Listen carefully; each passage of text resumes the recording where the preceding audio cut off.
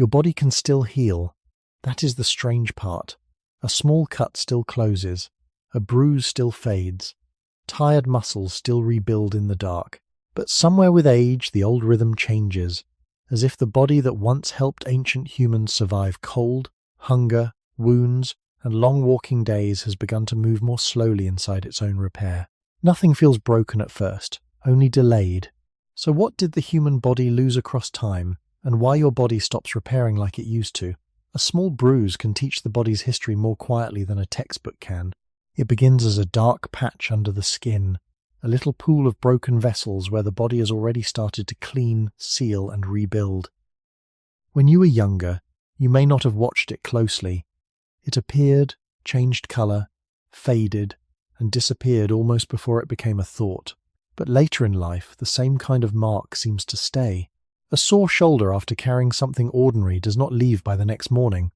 A small cut closes, but the skin around it remains tender. A night of poor sleep does not end cleanly at sunrise. The body still knows what to do, yet it takes longer to do it. This delay is often the first strange clue. Nothing dramatic has happened. There is no single moment when the body announces that its repair has changed. The shift is softer than that. It is felt in the second day after effort, in the stiffness that waits near the spine, in the knee that remembers a stair, in the hands that feel tired after work they once ignored. Repair is still present, but its timing has become visible. That is what makes it unsettling. A machine that stops completely is easy to understand. A living body that keeps working, but more slowly, asks a deeper question.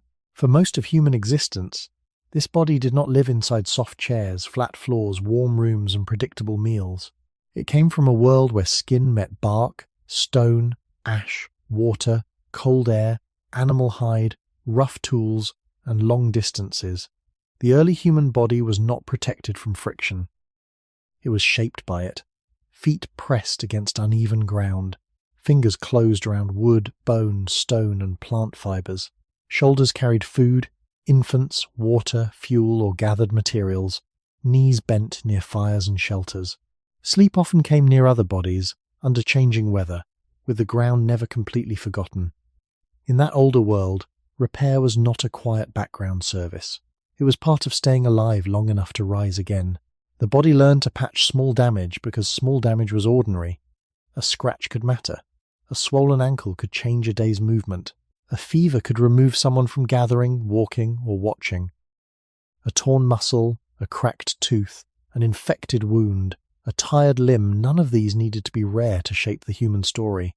They only needed to happen often enough for the body to build its life around recovery. But modern aging makes this ancient system feel strange. The bruise on the arm is not just a bruise. It is a reminder that the body is doing old work inside a newer life. The muscle that stays sore after lifting a box is not simply weak. It is tissue asking for time, blood flow, immune signals, protein, rest, and coordination. The morning tiredness after a disturbed night is not only sleepiness. It is the nervous system, hormones, immune activity, and energy balance failing to reset as cleanly as they once seemed to. The body does not repair through one switch. It repairs through countless small negotiations. Blood must arrive. Inflammation must begin, then calm down. Cells must divide or reorganize. Damaged material must be cleared. Collagen must be laid down. Muscle fibers must rebuild. The brain must decide whether the body is safe enough to spend energy on repair rather than alertness. In youth, many of these processes happen with a kind of quiet abundance. There is more reserve, more tolerance, more room for error. With age, the same tasks may require more care, and the body may become less generous with its energy. This does not mean the ancient body was better in every way. Prehistoric life was not a health paradise. It carried hunger, parasites, injuries, cold, childbirth risks, infection, and uncertainty. Many people did not live long enough to experience aging in the way modern humans commonly do, but the deep design of repair was formed in that harder landscape, where the body had to answer immediate demands. It healed under movement, weather, hunger, touch, danger, and rest that was never fully separated from the natural world. Now, When a small wound lingers or a tired muscle refuses to vanish overnight, the feeling belongs to both worlds at once. It belongs to the present body standing in a modern room, and to a much older body that began its story on rough ground, long before comfort became normal. The delay is not yet an answer. It is only the first sign that the body's repair system has a history older than the life we ask it to live today. The easiest mistake is to think that a slower body has forgotten how to heal. It has not. Even in later life, skin still closes over a cut. Bone can still mend. Muscle can still grow stronger when it is used and rested. Blood still carries signals, oxygen, and nutrients toward damaged places. The immune system enters tissue that has been torn, bruised, invaded, or worn thin. Repair remains one of the oldest languages of the human body. What changes is not the existence of that language, but its speed, its clarity, and sometimes its confidence. The message still arrives, but it may arrive through older roads. The response still begins, but it may not gather the same force. A bruise that once vanished casually may now linger like a faint record. A stiff joint may keep speaking after movement is over. A tired back may need several quiet nights before it releases its grip. It is not the shock of collapse. It is the discovery that the body still repairs, yet no longer repairs with the same hidden generosity. In the deep beginning of the human story, that generosity had a purpose. The body of an early human did not have to be perfect. It had to be ready again, ready enough to walk, ready enough to hold a tool, ready enough to follow a group, carry food, climb over stone, crouch near a fire, or wake in cold air and move. Repair was measured not by comfort, but by return. Could the person stand? Could the hand close? Could the foot bear weight? Could the wound seal before infection became dangerous? These questions belong to the ground itself. A body that could not restore basic function was more exposed to hunger, weather, and distance. Yet repair was never unlimited. The ancient body was powerful in some ways, but it was also fragile because all living repair costs energy. To rebuild tissue, the body must spend materials. To calm inflammation, it must control a fire that it first had to light.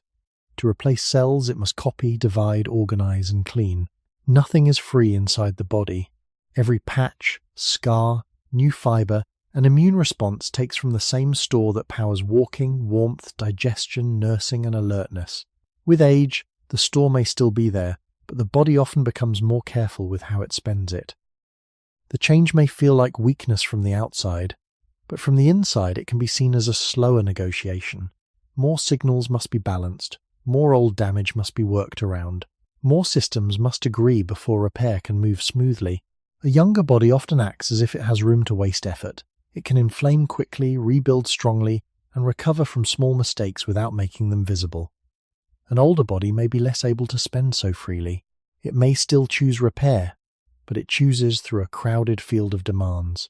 The modern world can hide this cost until it becomes hard to ignore. A person may sleep in a warm bed, eat prepared food, ride instead of walk, sit instead of squat, and avoid many dangers that shaped earlier human bodies. These protections are real gifts. They have helped many people live longer and safer than most humans in the past could expect. But a longer life gives time for the repair system to show its limits. The body that once had to answer rough ground quickly may now spend decades answering quieter wear. Low movement, repeated posture, interrupted sleep, richer food, thinner muscle signals, and old cellular damage. Comfort does not remove the need for repair. It only changes what repair is responding to. The ancient human might have felt the sharp damage of stone, cold, distance, and hunger. The modern body may feel the slow damage of stillness, excess, sleeplessness, and time. Both belong to the same inheritance. When healing slows, the body is showing the difference between a system built to keep a moving human alive in an uncertain world and a life that now asks that same system to keep working for more years than nature ever promised it would do easily. To understand the delay, it is not enough to look only at the sore place. A bruise on the arm, a slow-healing cut, a tight calf, or a tired back may feel local, as if one small corner of the body has become weaker. But repair is never truly local. The body does not mend a wound as a wall patches a crack. It calls from far away. Blood pressure, sleep depth, liver metabolism, immune timing, stress hormones, temperature, available protein, stored energy, and even the nervous system's sense of safety are all drawn into the same quiet decision. Before tissue can rebuild, the body must ask whether it has enough to spend. Before muscle can recover, the body must receive the signals that muscle is still needed. This is why the slowness of repair can feel so confusing.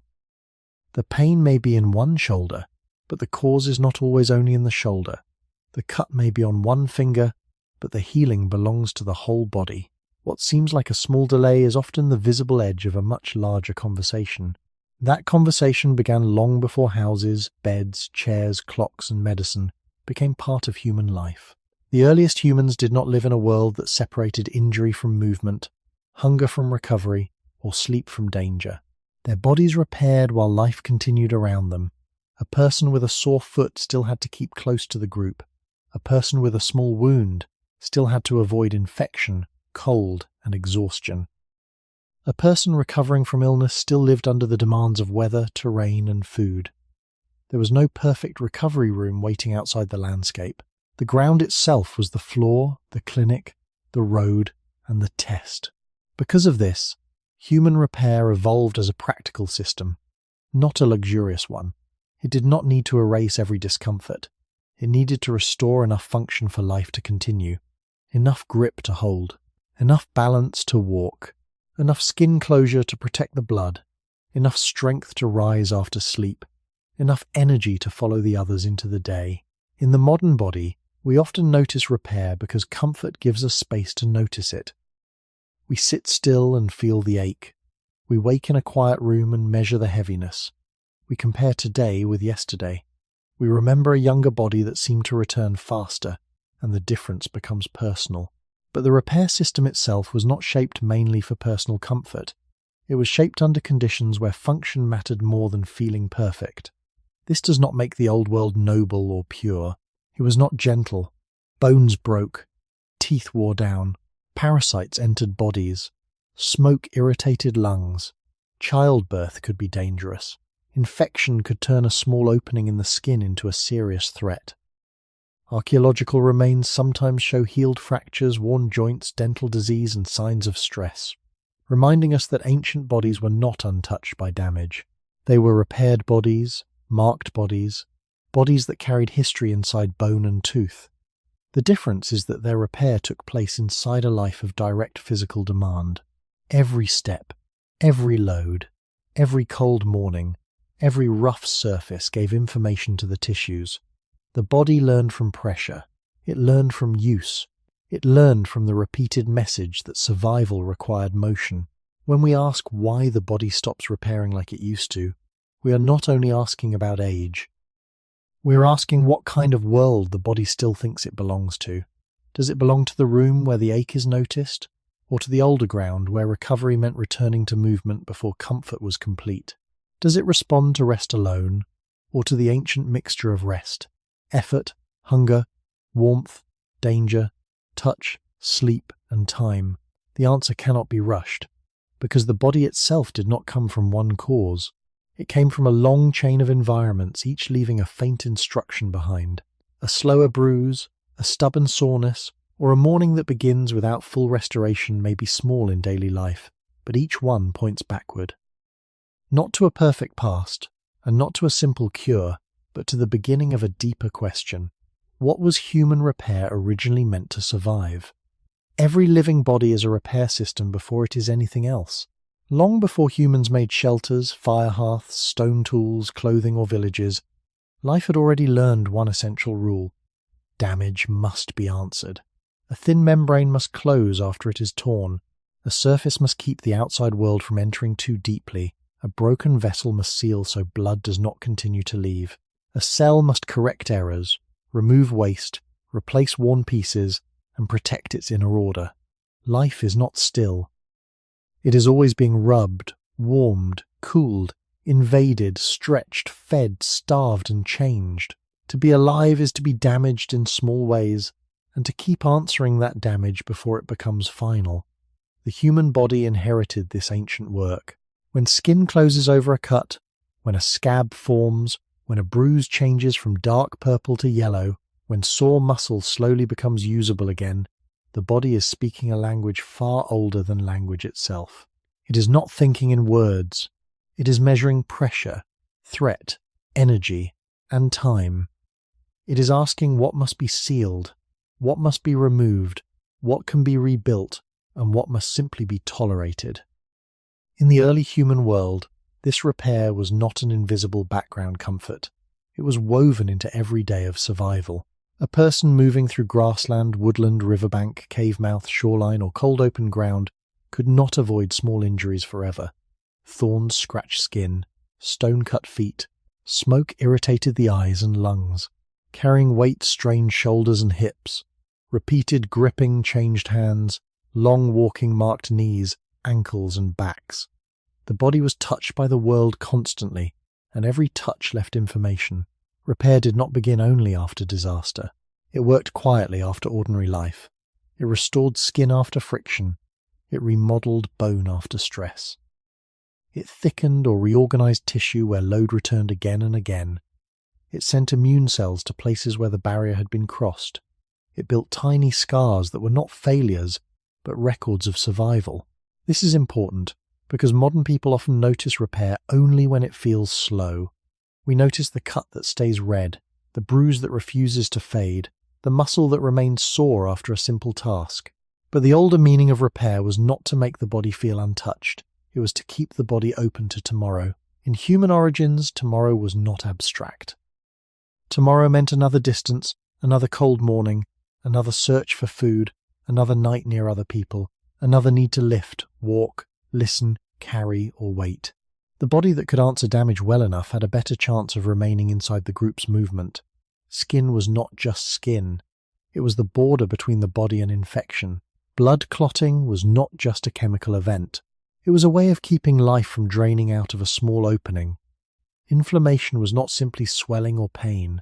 It was a controlled alarm, calling cleaners, defenders, and builders into tissue that had been disturbed. Bone was not dead scaffolding. It was living structure, able to respond to load, fracture, and pressure over time. Muscle was not only strength, it was stored ability, energy use, heat, movement, and independence. The repair of each tissue served the whole animal. Yet this system was never designed as an endless fountain. A body cannot repair everything at full force all the time. If it did, it would burn too much energy, inflame too many places, and lose balance. Repair must be strong, but not uncontrolled, fast, but not wasteful, protective, but not so aggressive that it harms the very tissue it tries to save. This balance is delicate, even in youth. With age, it becomes more difficult to maintain. The body still knows how to close, clean, rebuild, and remodel, but the timing may become less sharp. The alarm may remain on too long. The builders may arrive slowly. The materials may be less abundant. The signals from movement, sleep, food, and stress may be less clear. What once happened beneath awareness begins to enter awareness. The ancient system still works, but now we can feel its cost. This is where the deeper story begins. Repair was never a luxury added to the human body. It was one of the first conditions that allowed a vulnerable, upright, walking primate to keep living in a world that touched it every day. For an early human body, repair was not separated from the day. It did not wait for a clean room, a soft bed, or a long protected pause. It happened while the person kept moving, while the group shifted across land, while food had to be found, while children had to be carried, while firewood had to be gathered, while weather changed without permission. A sore foot did not make the ground smoother. A scratched arm did not make the plant softer. A tired back did not make the distance shorter. The body had to heal inside the same world that had damaged it. This is one of the quiet differences between the life that shaped human repair and the life many people live now. Today, pain often asks us to stop. In the older human world, pain may have asked the body a harder question. How much function can still be restored while life continues? The repair system had to work under motion. It had to rebuild muscle fibers that were still being used. It had to seal skin while hands still touched stone, wood, water, ash, hide, and earth. It had to remodel bone under repeated load, not under perfect stillness. It had to protect wounds in a world where soil, insects, animal remains, smoke, and dirty water could all carry danger. A small opening in the skin was not simply an inconvenience, it was a broken border. The body's first task was to close that border quickly enough to keep the outside from becoming the inside. This gives ordinary repair a deeper meaning. When blood clots, when swelling gathers, when heat rises around a wound, when tenderness makes a limb more careful, the body is not being random. It is changing behavior. It is making the person guard the damaged place, reduce certain movements, and give tissue a chance to organize itself. In a modern room, this may feel like annoyance. On ancient ground, it could be a useful form of warning. Too little pain, and the damaged foot might be used until it failed. Too much pain, and the person might be unable to move with others. The body had to find a middle path. It had to protect without imprisoning. It had to warn without silencing life. This balance mattered because early humans survived not through one great strength, but through many small returns. A hand that could grip again, a knee that could bend again, a shoulder that could carry again, a cut that closed before infection spread, a fever that passed before hunger became too deep. A body did not need to become new after every injury. It needed to become usable again. That may sound modest, but in the long history of our species, usable was often the difference between staying with the group and falling behind. Archaeology cannot show every bruise, fever, torn muscle, or small wound because soft tissues disappear. But bones and teeth sometimes keep traces of harder lives. Healed fractures, worn joints, dental wear, signs of infection, and stress left during growth. These traces do not tell one simple story.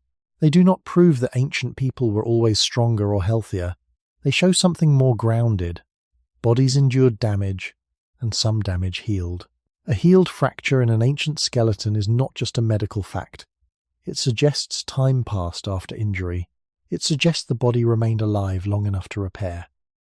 In some cases, it may also suggest care from others, because a badly injured person may have needed food, protection, or help while healing. Repair, then, was not only cellular, it was social. The body repaired itself, but the group could help create the conditions that made repair possible. Warmth, food sharing, protection during weakness, and the slower patience of others may have mattered long before hospitals or written medicine.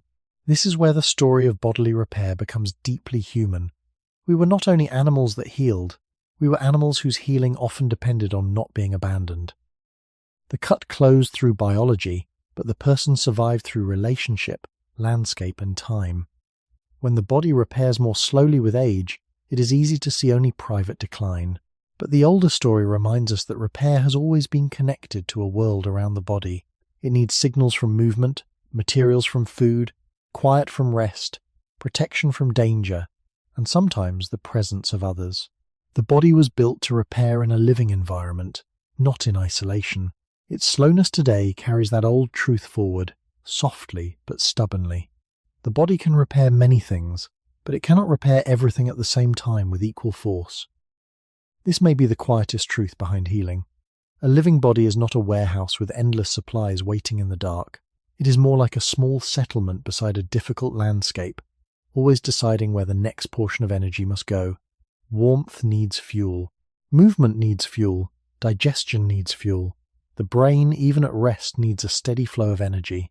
The immune system needs materials to fight and clean. Growing tissue needs proteins, minerals, water, oxygen, and time. Reproduction, pregnancy, nursing, and childcare all place deep demands on the body. Even sleep, which feels passive from the outside, is filled with hidden work. The body must choose, not in words, but through chemistry, hormones, nerves, blood flow, and signals older than conscious thought. This is why repair has always been a negotiation. When a wound closes, another process may slow. When the body fights infection, appetite, strength, and movement may change. When energy is scarce, growth may pause, fertility may shift, warmth may be protected, and repair may become more selective. In the world where human bodies took shape, these choices were not rare. Food was not always predictable. Seasons changed what could be gathered, hunted, dug, or carried. Cold could raise the cost of simply staying warm. Illness could reduce appetite exactly when the body needed materials most. Long travel could spend energy that might otherwise have gone into rebuilding tissue. An early human body did not simply ask, "What is damaged?" It also had to ask, "What can be afforded right now?" This does not mean the body was weak. It means the body was practical. A wound that threatened the blood barrier had priority. A fever that fought infection could temporarily change the whole rhythm of the body. A broken bone required a long investment. A tired muscle might receive repair only after more urgent demands were met. The body had to rank danger. It had to decide what could wait, what could not, and what level of repair was good enough for survival. This old ranking still exists inside modern people. It can be felt after stress, poor sleep, illness, heavy work, or emotional strain, when the same small injury seems to heal less smoothly. The body is not only responding to the injury, it is responding to the total condition of the person. Ancient repair was shaped in a life where the total condition mattered every day. A person with little food, cold nights, infection risk, and long walking demands did not have unlimited energy to restore every sore place perfectly. Yet the body had to keep enough order to continue. This balance is one reason aging feels so strange. In youth, repair often seems abundant because the body is still strongly organized around growth, rebuilding, and biological readiness. Cells divide more readily. Tissues respond more strongly to signals. Blood vessels often deliver more efficiently. Muscle, skin, and bone may answer use with more speed. The body behaves as if tomorrow's demands can be met with a wide margin, but this margin is not endless. Across a lifetime, the body spends energy repairing small injuries, fighting infections, replacing cells, correcting errors, and adapting to repeated strain. Some damage is fixed, some is patched, some is carried forward. Proteins can become altered, DNA can suffer errors, stem cell pools can become less active in some tissues. Mitochondria, the energy-producing structures inside cells, can become less efficient with age. The immune system can become both slower in some responses and more inflamed in others. None of this means repair stops. It means the cost of repair rises, while the clarity of repair signals may weaken. The older body may still rebuild, but it does so in a body already full of history. This is where the human origin story becomes important again. Natural selection did not design the body to remain unchanged forever. It favored bodies that could survive long enough to grow, learn, reproduce, care, cooperate, and pass knowledge through the group. Older adults have mattered deeply in human societies, especially through memory, skill, food knowledge, social guidance, and care for younger generations. But the repair system did not evolve as a promise of endless renewal. It evolved as a living compromise under pressure. That compromise allowed a vulnerable, upright primate to walk far, heal enough, return often, and keep moving through a changing world. When the body repairs more slowly now, the delay may feel like loss. But beneath that loss is an older pattern. Energy must be divided, repair must be chosen, and the body can only rebuild from what life has left available. Youth can feel like a private miracle because it hides the cost of repair. A young body falls, scratches, strains, stays up too late, walks too far, lifts too much, and often returns with surprising ease. The skin closes without much ceremony. The muscles ache, then wake again. The joints complain for a moment, then fall silent.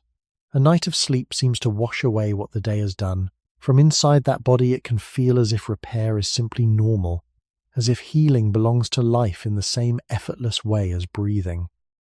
But youth is not magic.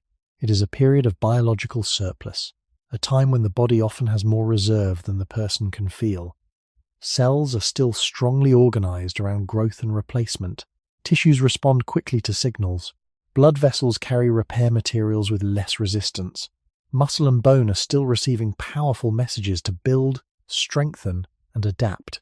The body is not only fixing damage, it is still finishing itself. This is why small injuries in youth can disappear so quietly. They are repaired inside a system already moving toward construction. The young body is like a camp where fires are already lit, tools are moving, and workers are awake. When damage arrives, the whole place is prepared to answer.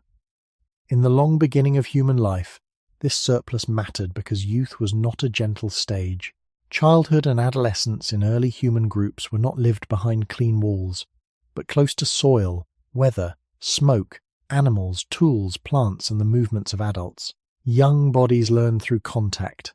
They ran, climbed, squatted, carried, copied, reached, wrestled, fell, and rose.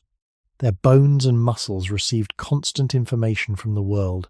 A growing child's skeleton did not develop in stillness. It developed through load, balance, sunlight, nutrition when available, illness when it came, and the demands of a group that moved through real terrain. Repair and growth were intertwined. The body did not draw a clean line between becoming larger and becoming whole again after small damage. A scraped knee, a tired calf, a sore arm, a bruised hip, and a day of hard movement were all folded into the larger project of building a usable human body. This does not mean young ancient humans were protected from danger. Many risks were greater than they are now, and survival could be harsh. But when the young body did recover, it often did so from within a state of strong biological momentum. Age changes that momentum. The older body may still have skill, memory, patience, and knowledge, but the tissues are no longer living under the same command to grow. The skeleton is no longer being built in the same way. Muscle no longer responds to use with the same easy abundance. Skin can become thinner. Tendons and ligaments may become less elastic. The immune response may take longer to organize and longer to calm. Stem cells in some tissues may become less active or less responsive.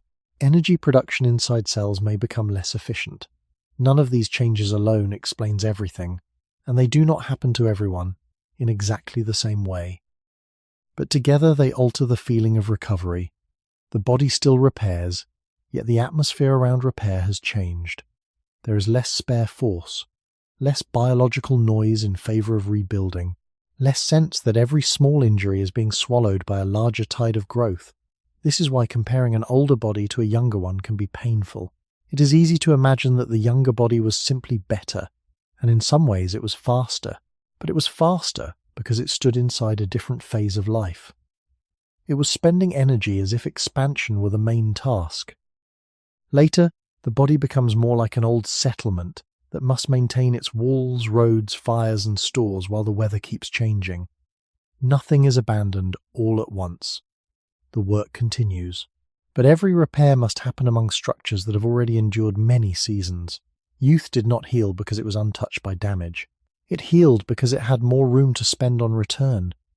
A younger body does not only repair faster because its tissues are newer, it repairs faster because many systems are working in the same direction. Growth, circulation, hormones, immune response, sleep depth, muscle signaling, bone turnover, and appetite often cooperate more easily. When a young muscle is strained, the tissue receives a strong message that it is still being used and must be rebuilt for future use. When skin is cut, cells near the wound can divide and migrate with more speed. When bone is stressed by running, climbing, lifting, or impact, it can remodel itself in response to the load. When the body sleeps deeply, many background processes that support recovery can become more organized. None of this means youth is invincible. A young body can still be injured badly, infected, exhausted, or undernourished. But when conditions are favorable, its repair system often has sharper signals and more available reserve.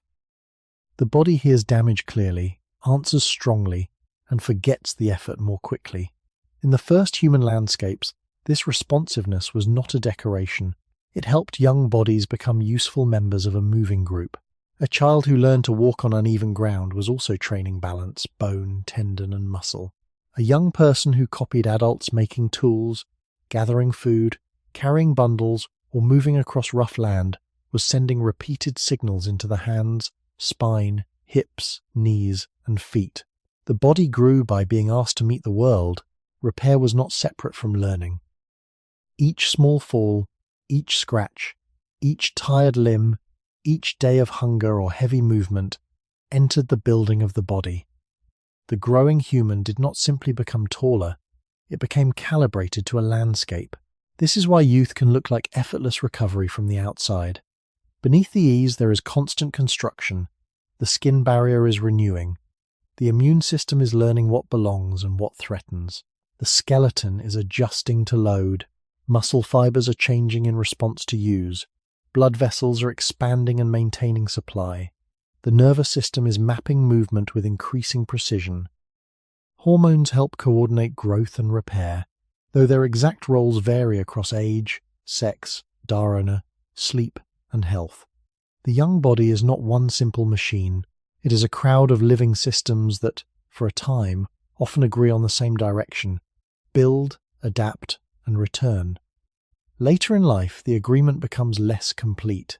Muscle can still respond to use, but the response may be slower or require more repeated signal.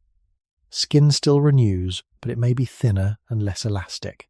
Bone still remodels, but the balance between breakdown and rebuilding may shift. Sleep still supports recovery, but deep sleep often becomes harder to maintain with age. The immune system still protects, but it may carry old memories, old exposures, and a tendency in some people toward lingering low-level inflammation. Blood vessels still deliver oxygen and nutrients, but circulation may not feel as generous as before. These changes do not arrive as a single event. They gather quietly, like dust settling on familiar objects. For most of human history, many people faced injury, infection, childbirth risks, food shortage, and violence long before aging became the main visible challenge. Yet the possibility of older age has always mattered in human groups. Older people could carry memory, tool knowledge, plant knowledge, social judgment, and care for the young. Their value did not depend only on fast repair, it also depended on experience. Still, the tissues of the body were not arranged to keep the force of youth forever.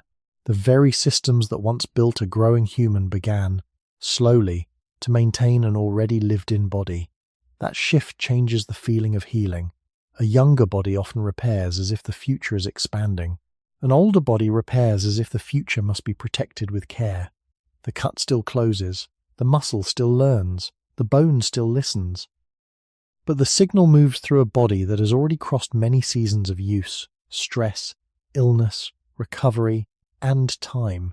The generosity of youth can make it seem as though the body was once designed to repair without limits. But a young body does not heal quickly because nature promised permanent renewal.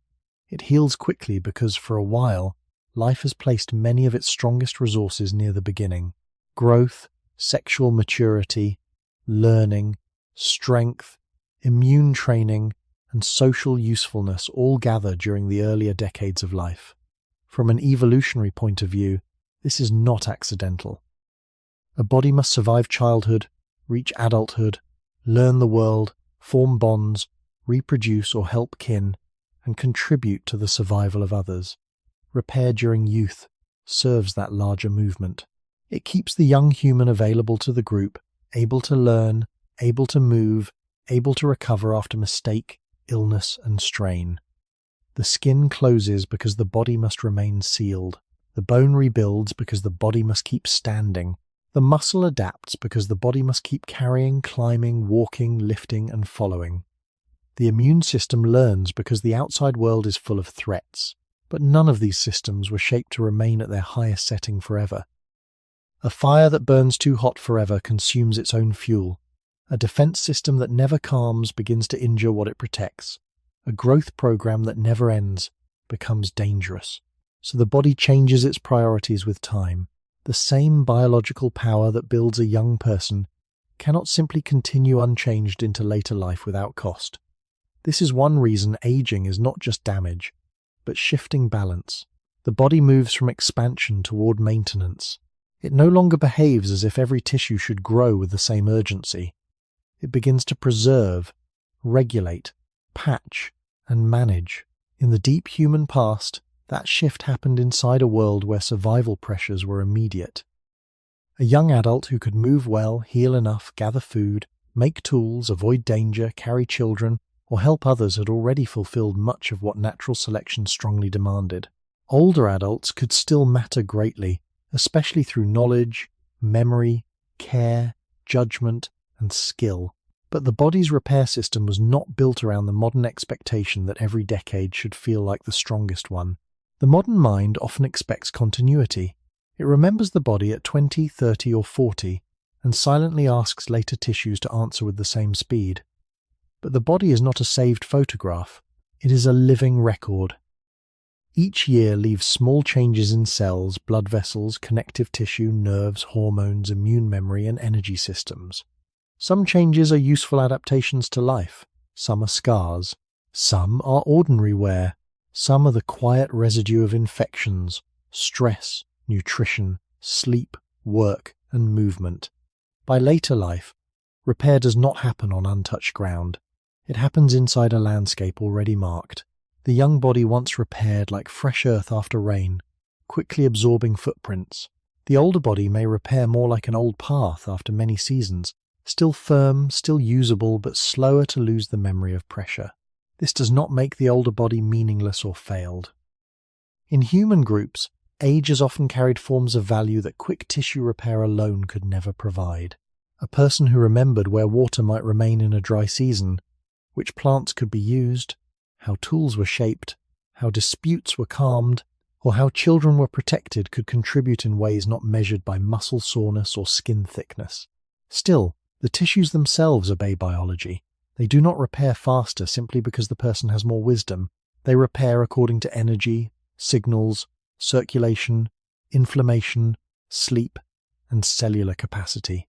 The difference between youth and age is therefore not a fall from perfection. It is a change in the body's investment strategy. In youth, the body spends heavily to build a future. Later, it spends more carefully to maintain a history. The ache that lasts longer, the cut that closes more slowly, the tiredness that needs more nights to soften these are not just signs of weakness. They are signs that the old surplus has narrowed. The body still wants to return, but return now requires more negotiation. And the next question becomes quieter, but deeper. What gave the ancient body the signals it needed to keep rebuilding through motion, pressure, and daily use? The ancient body did not know exercise as a separate event. It did not wake, choose a time, prepare a special place, and then return to stillness after movement was finished. Movement was the structure of the day. Walking was not a task added to life. It was how food, water, fuel, shelter materials, and social contact were reached. Squatting was not a posture saved for training. It was a way to rest near the ground, work with hands, prepare materials, tend fire, watch children, or wait. Carrying was not a sport. It was the ordinary transfer of gathered plants, hunted meat, tools, wood, stones, water, hides, or infants from one place to another. The body repaired inside this constant conversation with gravity. Bones received pressure. Tendons received stretch. Muscles received repeated signals that they were still needed. Blood moved more often through working tissue. Joints were not asked to remain motionless for long stretches and then suddenly perform. They lived through a wider range of small demands. This does not mean ancient people were always healthy or free from pain. Their lives could be harsh, and the same movement that strengthened tissue could also wear it down, injure it, or leave marks in bone and joints. But the deeper point is that their repair system was surrounded by signals of use. The body was reminded, every day, what parts still mattered. A foot that crossed uneven ground told the ankle, calf, hip, and spine that balance was still required. A hand that gripped stone, wood, hide, and fibre told the muscles and connective tissues that strength and coordination were still part of survival. A back that bent, rose, carried, and turned did not exist as a forgotten structure held in one shape for hours. It was part of a moving animal. Modern life changed this relationship quietly. Many bodies today spend long hours in positions that ask very little of some tissues and too much of others. A chair supports the hips but may reduce the need for deep resting postures. A smooth floor removes many small balance corrections from the feet. A vehicle shortens distance. A soft bed protects the body from the ground, while a screen holds the neck, shoulders, and eyes in narrow patterns. These comforts are not enemies.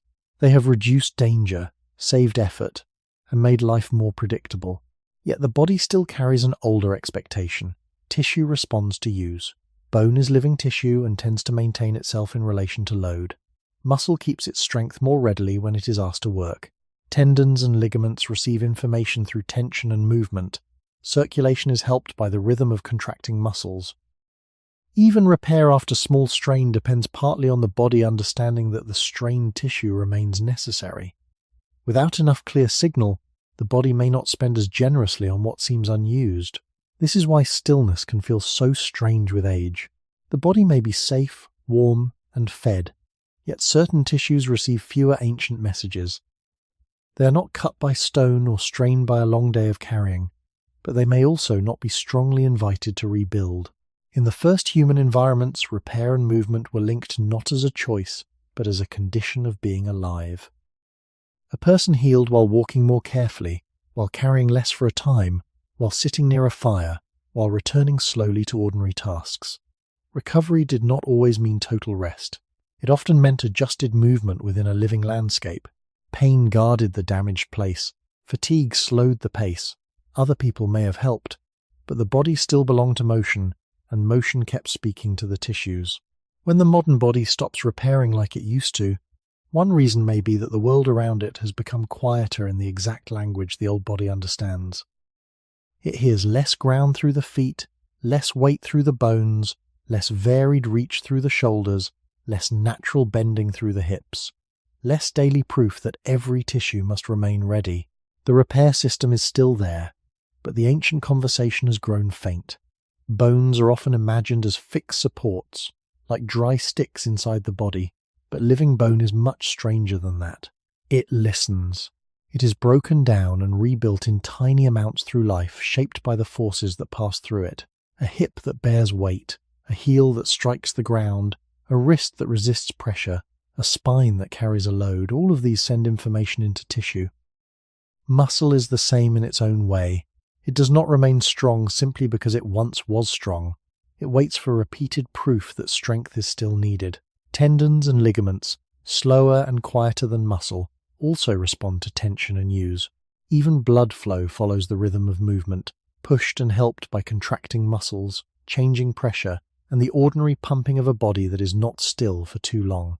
Repair, then, is not only what happens after something breaks, it is also the constant adjustment of living tissue to the world it feels. For early humans, the world was full of these signals.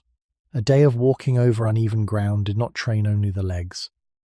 It sent messages through the feet, ankles, knees, hips, spine, and balance systems of the inner ear. A hand shaping stone or scraping hide did not use only the fingers. It spoke to the wrist, forearm, shoulder, back, eyes, and brain.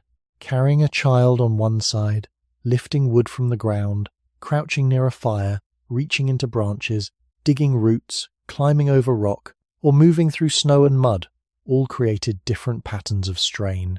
The ancient body did not need to invent an exercise program because the landscape itself provided variation. Every surface asked for a small correction. Every load asked the skeleton to organize itself. Every repeated task reminded the tissues what kind of animal they belonged to. This matters because repair is partly guided by demand. A body tends to maintain what is used and economize on what is not. This is not a moral lesson, and it is not a simple rule that explains every person. Illness, nutrition, injury, genetics, work, sleep, and age all matter. But in broad biological terms, tissue needs signals. Bone without enough load can lose strength. Muscle without enough challenge can shrink. Balance without practice can become less confident. Joints without varied movement may feel less familiar with the ranges they once held easily. The body is always trying to spend wisely. If a structure is rarely asked to serve, the body may not preserve it with the same urgency. In youth, the margin is often larger, so the loss can stay hidden. With age, the margin narrows, and the silence around unused tissue becomes easier to feel. The difference between an ancient path and a modern room is not only scenery, it is information. A stony slope tells the foot one thing, a flat floor tells it another. A deep squat near the ground tells the hips, knees, ankles, and spine something different from a chair.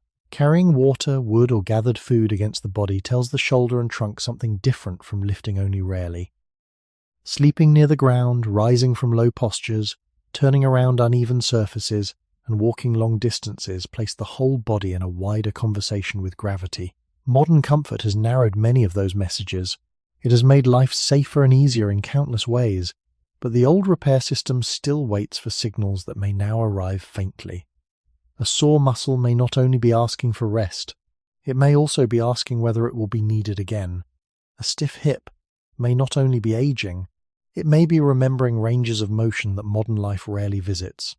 A tired back may not only be weak, it may be carrying the mismatch between an upright body made for varied motion and a day held in repeated shapes. The human body began on ground that changed beneath every step. Dew-making, its repair system learned to rebuild through pressure, use, and return. When those signals fade, repair does not vanish, but the conversation becomes quieter. When the signals of use grow faint, the body does not immediately fail. It adjusts. That is what makes the change hard to see. A person can sit for years, walk on smooth floors, sleep on soft surfaces, lift only in narrow moments, and still feel normal for a long time. The body is patient. It can borrow from old strength, old balance, old tissue quality, old habits built earlier in life. But slowly, the unused ranges become unfamiliar. The deep bend of the hips feels distant. The ankle no longer trusts the ground. The shoulder hesitates above the head. The back resists turning. The hand loses some of the quiet confidence that once came from frequent gripping, pulling, twisting, and holding. These changes may be blamed only on age, and age is certainly part of the story, yet age does not arrive alone. It arrives through a body that has been told, for many years, which movements matter and which do not. The ancient human body received a wider message. It did not move perfectly, and it was not free from pain, but it was rarely allowed to forget the ground. A day might include walking, stopping, crouching, rising, carrying, reaching, balancing, sitting low, shifting weight, and resting in positions that still required the body to hold itself. The repair system lived inside that variety. When muscle fibers were stressed, they were also reminded of their purpose. When bones carried load, they were given reason to maintain strength. When feet met uneven surfaces, the nervous system practiced constant small corrections. When hands worked with stone, wood, hide, plant fibers, and fire materials, grip was not a rare event. It was a daily conversation. The body repaired not only after injury but after use. It rebuilt from the evidence that life still required physical readiness. In modern comfort, some evidence disappears. The chair can be useful, but it may reduce the need to lower the body fully toward the ground. The shoe can protect, but it may soften the conversation between foot and surface. The vehicle can save time and danger, but it can remove distance from the legs. The machine can lift, carry, wash, grind, heat, cool, and transport, but each convenience takes a small question away from tissue. Are you still needed here? None of this means comfort is bad. Human beings sought comfort because discomfort could be dangerous. Warm shelter, reliable food, clean water, medical care, and reduced physical strain have saved countless lives. The problem is not that comfort exists. The problem is that an old body system may still depend on signals that comfort can quietly reduce. Repair needs rest, but it also needs reason. It needs the body to believe that a muscle, a joint, a bone, or a range of motion has a future. This is why a body can feel strangely fragile after long periods of stillness. The first effort after disuse may feel heavier than expected. A short walk may tire the legs. A simple lift may disturb the back. A sudden bend may feel like entering land the body no longer maps clearly. This is not because the body has become useless. It is because living tissue changes according to history. The history of use becomes the body's prediction of need. Early humans lived with a different prediction. The landscape kept asking for readiness, and the body kept answering as best it could. Repair took place in a rhythm where rest and movement were not enemies. After strain came sleep. After injury came guarded movement. After hunger came feeding when food could be found. After cold came fire, body heat, shelter, or motion. Recovery was threaded through the day, not isolated from life. The modern body often separates these things. Movement becomes scheduled, Rest becomes passive. Work becomes repetitive. Sleep becomes interrupted by light, worry, noise, or habit. Food becomes available even when the body has not spent much energy. The old repair system receives mixed messages. Some tissues are overused in narrow patterns, while others are underused for years. Some alarms remain low but constant. Some rebuilding signals arrive too weakly. The result can be a body that is protected from many ancient dangers, yet less clearly instructed in how to remain resilient. This is where the next layer begins, because movement was only one kind of signal. The older world also spoke through cold, heat, hunger, sunlight, soil, injury, and microbial life. The human body did not evolve inside comfort alone. It learned repair from a world that pressed against it from every side. The old world did not speak to the body gently. It spoke through cold mornings, hot afternoons, sharp grasses, uneven stone, smoke from fire, rain-soaked ground, hunger, thirst, insects, soil, animal traces, and the long uncertainty of distance. To a modern mind, many of these things sound only like hardship. They were hardship. Cold could injure. Hunger could weaken. Smoke could irritate the lungs and eyes. Dirty water could carry danger.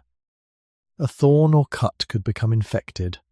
A night without enough warmth could change the next day's strength. Nothing in this older world should be turned into a romantic picture of perfect health. Ancient bodies suffered, and many lives were shortened by risks that modern people are fortunate to face less often. Yet the same landscape that threatened the body also kept sending it information. It told the skin when to thicken or protect. It told blood vessels when warmth had to be guarded. It told muscles when fuel had to be saved or spent. It told the immune system that the boundary between body and world was never completely quiet. Human repair grew up inside that pressure. It did not learn from comfort alone, it learned from contact. The ground under the feet was not flat and silent. It changed with mud, gravel, roots, snow, dry earth, sand, slope, and water. Each surface asked the body for small corrections. The cold air did not simply make people uncomfortable. It raised the cost of staying warm and may have changed how people moved, gathered near fire, used coverings, shared body heat, or chose shelter. Hunger did not only create an empty feeling in the stomach. It changed priorities inside the body, deciding what could be spent on movement, repair, immune defense, and warmth. Sunlight, darkness, season, and weather shaped sleep, activity, food access, and exposure. The ancient body was not living through random suffering. It was living through a stream of signals that constantly asked it to adjust. A small wound near a finger could matter because hands were needed for almost everything. Touching, grasping, scraping, carrying, holding, digging, making, feeding, protecting. A sore foot could matter because the group might still need to move. A tired back could matter because weight did not carry itself. The body learned that repair had to be practical, timed, and connected to the day's demands. It could not wait for perfect conditions, because perfect conditions rarely came. In that sense, ancient repair was trained by a world that pressed against the human body from many sides at once. The body had to manage damage while also managing temperature, energy, balance, infection risk, and movement. Modern life has removed many of those hard signals, and that is a real achievement of culture. Walls reduce weather. Shoes protect the feet. Clean water lowers danger. Medicine can treat injuries and infections that once might have been fatal. Soft beds reduce contact with the ground. Stored food protects against many kinds of hunger. These changes are not mistakes. They are among the reasons human life has become longer and safer. But the body inside this safer world still carries systems that were shaped by older pressures. It may no longer receive cold in the same way, or ground in the same way, or hunger in the same way, or sunlight and darkness in the same rhythm. Some signals become weaker, others become distorted. The body may receive too much sitting and too little varied movement, too much light at night and too little morning darkness, too much food without enough physical demand, too much low worry without a clear moment of escape. The ancient world injured the body openly. The modern world can confuse it quietly. This does not mean people should seek danger or return to hardship. It means the repair system was shaped in a life where the body constantly knew what world it was answering. Cold, hunger, movement, rest, pain, warmth, darkness, and group presence all formed a rhythm. When that rhythm changes, the body still repairs, but some of the old instructions arrive in a different voice. A hard signal is not the same as a good signal. This difference matters because the older world did not strengthen the human body by being kind to it. Cold could take more heat than the body could spare. Hunger could reduce strength, slow repair, and make the immune system less able to defend. Smoke from a fire could warm a shelter and cook food, but it could irritate the lungs. Sunlight helped shape daily rhythm and supported biological processes, yet too much exposure could damage skin. Soil carried minerals, scents, tracks, plants, and water, but it could also carry organisms that entered wounds. The ancient environment did not ask the body to become stronger in a simple way. It forced the body to choose. When energy was limited, the body had to decide whether to keep warmth, fuel the brain, move across distance, digest food, fight infection, rebuild tissue, or remain alert for danger. These choices were not conscious. They were made through hormones, immune signals, blood flow, appetite, fatigue, pain, and sleep. Repair was one voice inside a crowded room. In early human life, that crowded room was always present. A person could not separate healing from weather, food, group movement, and the condition of the ground. A cut on the foot might need closure, but the foot might also need to walk. A fever might demand rest, but hunger might still require someone to move or depend on others for food. A tired body might need sleep, but the night might be cold, noisy, or unsafe. The body's repair system therefore learned to work under pressure, not under ideal conditions.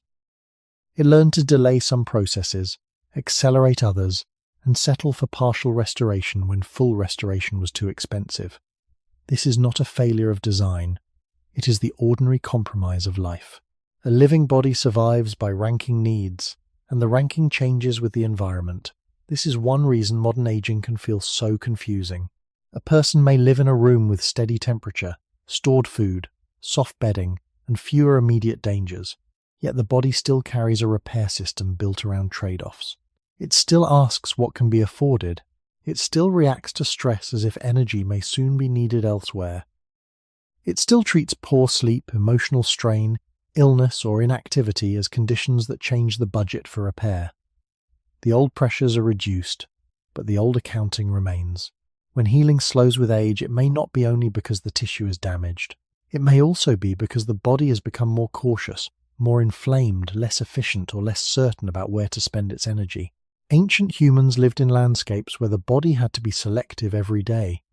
That selectivity did not disappear when life became safer. It remains hidden in the way soreness lasts longer after strain, in the way recovery depends on rest, nourishment, circulation, and calm, in the way a tired body seems to hold back from rebuilding until conditions feel favorable.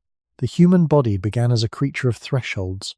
Too little cold, and it would not need to guard heat. Too much cold, and heat could be lost faster than it could be made. Too little hunger, and energy storage was not urgent. Too much hunger, and repair would be sacrificed to survival. Too little inflammation, and wounds could remain vulnerable. Too much inflammation, and the body could damage itself. The repair system lived between these edges. It was shaped by danger, but not improved by danger without limit. Hardship was not medicine.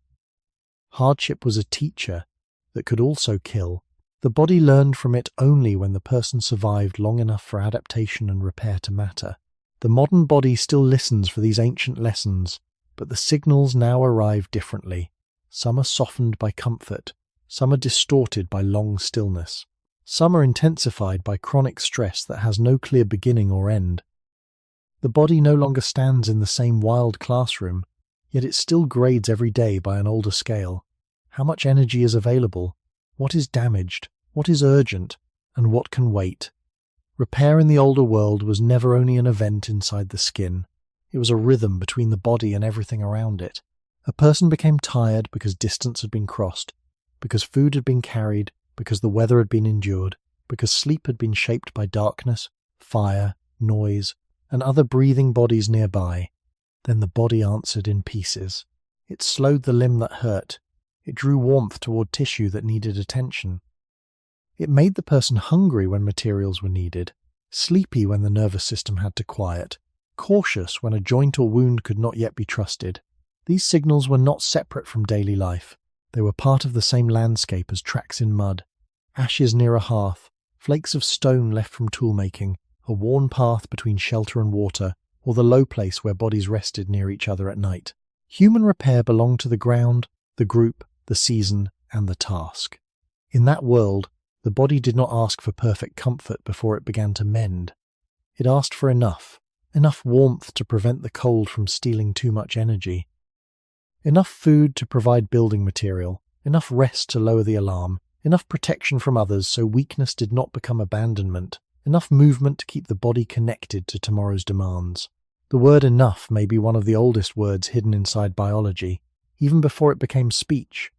The skin did not need to become untouched. It needed to close. A muscle did not need to feel new. It needed to work again. A bone, if broken and survived, needed time, stillness, and eventually load. A fever needed the body and the group to endure its cost. This practical rhythm left few clear traces in archaeology, because most healing happens in soft tissue that vanishes after death. Yet the harder remains of human life still suggest the same pattern. Healed fractures show that some people lived beyond injury. Worn joints suggest repeated use. Teeth can record stress, diet, and wear. Hearths, tools, shelters, and settlement traces remind us that survival was not only an individual body fighting alone, but a body inside a made environment, however simple or temporary that environment might have been. The body repaired while culture also repaired the conditions around it. Fire warmed, tools reduced some strain while creating others. Shared food may have helped those who could not gather for themselves. Knowledge of plants, seasons, animals, and roots helped bodies survive the days when repair was not yet complete. This is where human healing becomes different from the healing of a solitary animal. The body carried the ancient cellular machinery of life, but it also lived inside cooperation. A wound closed through clotting, inflammation, immune activity, and tissue rebuilding, but the person remained alive through shelter, food, patience, and protection. Repair was biological, environmental, and social at the same time. Modern life has not removed that truth. It has only made it less visible. A person today may think of healing as something that happens privately, inside one body, perhaps helped by medicine, sleep, food, or time. But beneath the surface, the old pattern remains. The body still asks whether the world feels safe enough to spend energy on repair. It still responds to light and darkness, movement and stillness, nourishment and stress, warmth and cold, contact and isolation. It still carries the memory of an origin where no wound was only a wound, and no recovery belonged to the body alone. When age enters this story, the rhythm changes again.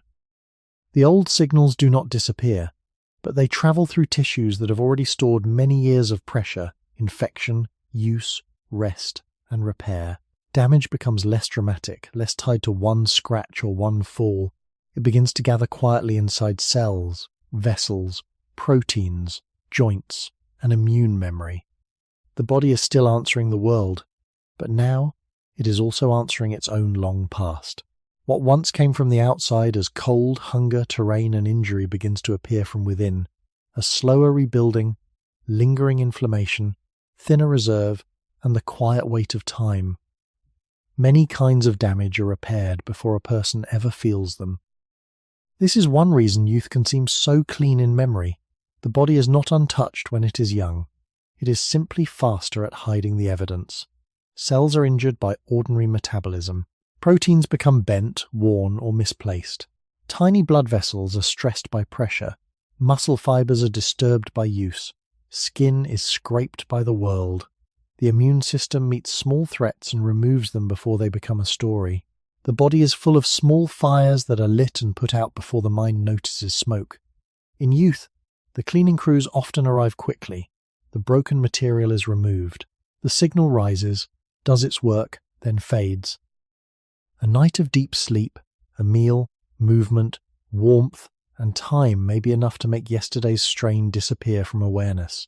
This quiet repair gives the illusion that the young body is not being damaged. But life has always been damage answered in time. The early human body knew this long before anyone had words for cells or inflammation.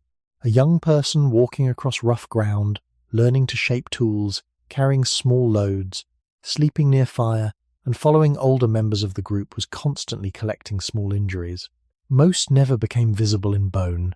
Most left no trace for archaeology. A scratch healed and vanished. A sore calf softened. A bruised hip faded.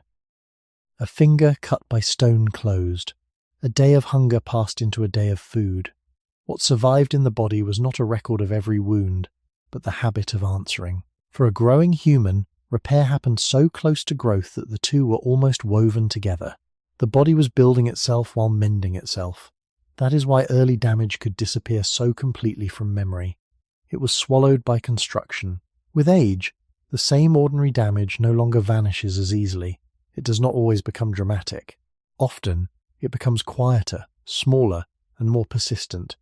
A tendon that once accepted strain without complaint now leaves a faint warning. Skin that once sealed quickly may remain red or fragile for longer.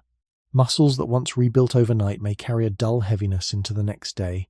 A joint may not hurt sharply, yet it may feel less certain, less smooth, less trusting. Inside the body, countless repairs still begin, but some are slower, some are incomplete, and some must occur on tissue already changed by earlier years. The body is no longer working on fresh ground. It is repairing through layers of old repair. A scar is stronger in some ways than an open wound, but it is not the same as untouched skin. A joint that has carried decades of weight is not the same as a joint still learning the world. A blood vessel that has lived through years of pressure, diet, inflammation, stress, and sleep patterns is not the same as a young vessel full of easy flexibility. The difference is not one failure, it is accumulation. This accumulation is difficult to feel directly because the body does not store time in one place. Time is spread across tissues. It is in the stiffness of collagen, in the changing behavior of immune cells, in the slower replacement of some cells, in the energy demands of mitochondria, in the memory of infections, in the pressure carried by joints, in the sleep that becomes lighter, and in the repair signals that no longer arrive with the same force. Ancient human life also contained accumulation, but many people faced dangers that could end life before long aging became visible. Those who did survive into older age carried valuable knowledge, but their bodies still carried the same biological truth. Repair leaves history behind. A healed break, a worn tooth, a remodeled bone, or a joint shaped by repeated labor could become a quiet archive of life. Modern aging makes that archive more common because more people now live long enough to read it in themselves. The ache that remains after effort, the bruise that fades slowly, the mourning that does not feel fully restored, these are not sudden mysteries. They are the body's older work becoming visible at last. Damage has not become louder with age in every way. In some ways, it has become quieter, deeper, and harder to separate from the body's own long memory. The body does not age in one place. It ages as a field of small changes spread across many tissues at once. A person may feel the change in a knee, a shoulder, a patch of skin, or a morning heaviness, but the deeper process is wider than the place where discomfort appears. Inside cells, tiny errors can gather. Some are repaired, some are removed, some are carried forward. Proteins that once folded neatly can become damaged, stiffened, or harder for the body to clear. Connective tissue, which helps give shape and strength to skin, tendons, ligaments, blood vessels, and joints, can slowly lose some of its youthful flexibility. Blood vessels may not widen and respond as easily as they once did. The immune system, after many years of meeting infections, injuries, food changes, stress, and environmental exposures, carries a longer memory and a heavier burden. None of these changes must be imagined as a sudden breakdown. They are quieter than that. They are like fine scratches on a tool that has been used for many seasons. The tool still works, but the surface tells time. For early humans, tools made of stone, bone, wood, and fiber wore down because the world touched them again and again. The human body was no different. It was not made of dead material so it could repair itself, but repair itself did not erase all history. A hand that gripped, scraped, lifted and shaped material for years did not remain the same hand. A knee that carried the body across ground for decades did not remain the same knee. A tooth that chewed tough plants, meat, grit or cooked food did not remain untouched. Archaeologists can sometimes see this in worn teeth, healed injuries, joint changes and bone remodeling. These remains do not show every soft pain or every slow recovery, but they remind us that human bodies have always been archives of use. The difference in modern life is that many more people live long enough for the archive to become familiar from the inside. The stiffness in the morning, the slower fading of swelling, the longer recovery after strain, the feeling that the body needs more preparation before it can move freely. These are not separate mysteries. They belong to accumulation. When proteins are damaged, the body must decide whether to repair them, recycle them, or live around them. When cells divide across a lifetime, copying cannot be perfectly free of error. When mitochondria produce energy, they also take part in a system where wear, efficiency, and stress matter. When immune cells respond again and again across decades, they may become less fresh in their responses, less quiet after the alarm has passed, or more likely to leave a low background of inflammation. When connective tissues become less elastic, repair may still occur, but the repaired place may not feel as smooth or forgiving as before. This is one reason a small injury can seem larger with age. The injury itself may be ordinary, but it lands on a body already managing many older conversations. The ancient body also managed these conversations, but its life was often measured by immediate survival. A person who lived into older age in a foraging group or early village may have carried deep knowledge, social value and memory, yet their tissues still obeyed the same limits of living matter. The body could not keep every protein fresh, every vessel flexible, every immune signal precise, every joint smooth, and every cell young forever. It could only continue the work of maintenance with the materials and signals available. This makes aging feel less like one enemy and more like a narrowing of options. The body keeps repairing, but more of its effort goes into managing what has already happened. A young body can often treat damage like a brief interruption. An older body treats damage as one more request added to a long list. That list includes old scars, old infections, old habits, years of movement or stillness, sleep patterns, nutrition, stress, and the slow chemical marks left by time. Repair does not stop. It becomes crowded. The bruise still fades, but through tissue less quick to clear and rebuild. The muscle still recovers, but through energy systems less generous than before. The wound still closes, but through skin that may be thinner, drier, or less supplied with youthful abundance. Beneath each delay is not one cause, but a body full of history trying to remain whole. The body rarely moves from repair to failure in a straight line. More often, it changes from quick restoration to careful management. This is why aging can feel so mysterious from the inside. A young body often returns as if nothing happened. An older body returns, but it brings the event with it. A night of poor sleep becomes 2 slower mornings. A long walk becomes a reminder in the hips. A small strain becomes a negotiation with the back. The body still answers damage, but the answer is less clean. It may reduce pain without fully restoring ease. It may close a wound while leaving the skin more delicate. It may rebuild muscle while asking for more rest. It may calm swelling, but not as quickly as the person expects. Repair becomes less like erasing a mark and more like living around it wisely. This shift has deep roots in the nature of living tissue. A body is not a stone structure that can simply replace one broken piece with a perfect new piece. It is wet, changing, self-monitoring matter. Every repair must happen inside blood flow, immune activity, nerve signals, energy supply, sleep rhythms, hormones, and the surrounding condition of the whole person. When the body is young, many of these systems can act with speed and spare capacity. When the body is older, the same systems may still act, but they act through tissue that has already been shaped by decades of use. The body does not only repair today's injury, it repairs today's injury inside yesterday's scar, last year's inflammation, childhood growth, old infections, repeated movements, long habits, and the slow chemistry of time. In early human life, this kind of management would have been familiar, even if no one described it in scientific words. A person who survived injury did not always return unchanged. A healed bone could remain different. A damaged tooth could change chewing. A stiff joint could alter walking. A scar could change the way skin stretched. These changes mattered because ancient life did not pause forever for perfect recovery. The group still moved. Weather still changed. Food still had to be found. Fire still needed fuel. Children still needed care. The body learned to continue through partial repair. It did not always restore the past. It protected the future as much as it could. That older pattern remains in modern aging. The body may not give back the exact feeling of youth, but it keeps trying to preserve function. It stiffens tissue where stability is needed. It limits movement when danger is sensed. It keeps inflammation active when it is not fully convinced the threat is gone.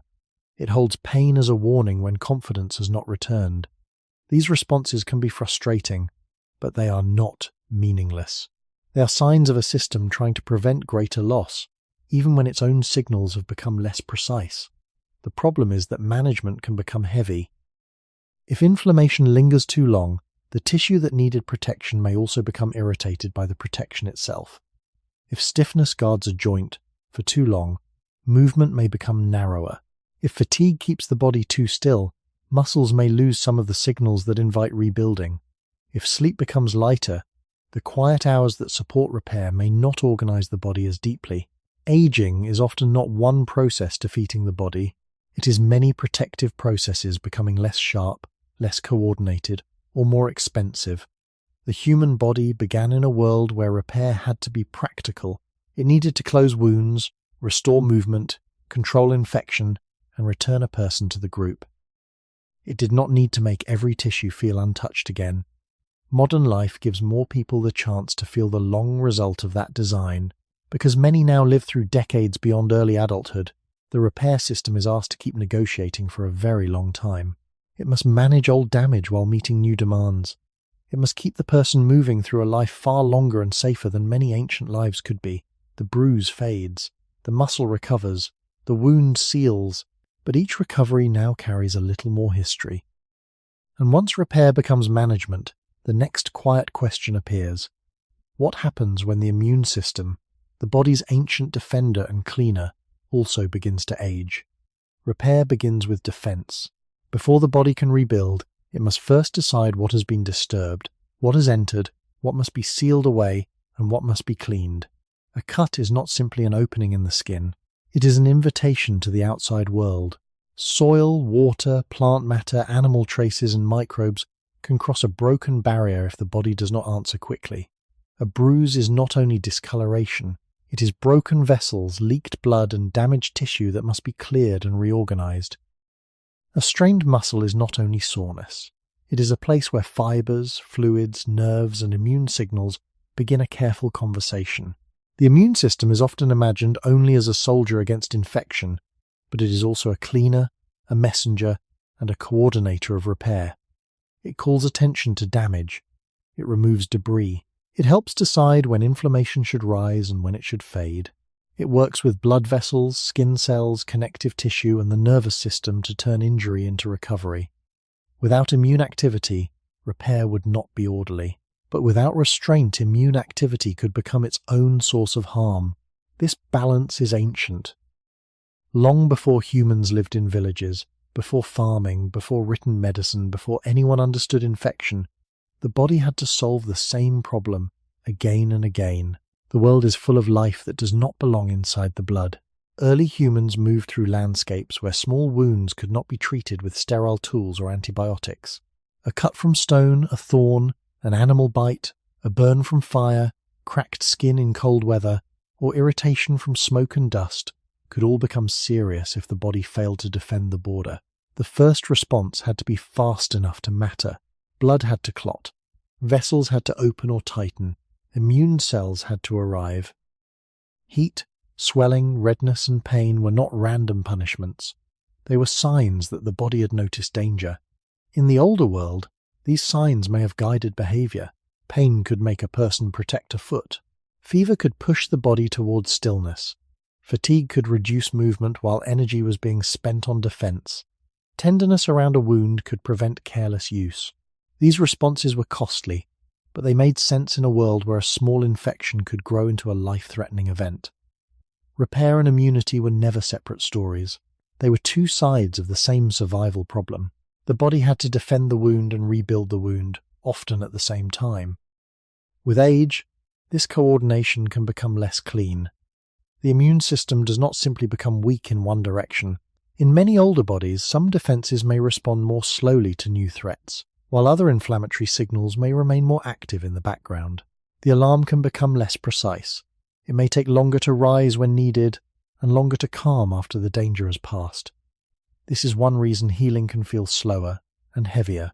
A wound may still close, but the redness may linger. A strain may still improve, but the soreness may stay longer than expected. An illness may pass, but the body may not feel fully restored for days. The problem is not that the immune system has vanished. It is still there, still watching, still calling, still cleaning, but it carries a longer history. Every infection, injury, exposure, stress, and recovery has helped shape its memory. The ancient immune system was built for a world of immediate threats, but the modern aging body often asks it to manage a quieter, longer burden. Old damage, low-level inflammation, repeated stress, and decades of biological memory. The same fire that once protected a wound can become harder to put out. The same alarm that once guarded the blood can leave the body tired when it rings too softly for too long. When repair slows with age, the immune system is often standing nearby, not as a villain, but as an old guardian whose timing has become less certain. The aging immune system can become confusing because it may look weak and overactive at the same time. It may respond more slowly to a new infection, yet keep a low flame of inflammation burning when no clear enemy is present. It may take longer to recognize a fresh threat, yet remain restless around old damage, old scars, old exposures, and tissues that have become less orderly with time. This is why repair can feel heavier in later life. The body is not only trying to rebuild tissue, it is trying to rebuild while the alarm system itself has become less precise. A small wound needs inflammation, but only for a while.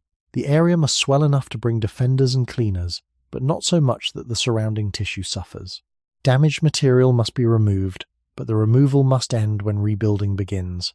The body must be fierce, then gentle. It must open the gate for immune cells, then close it again.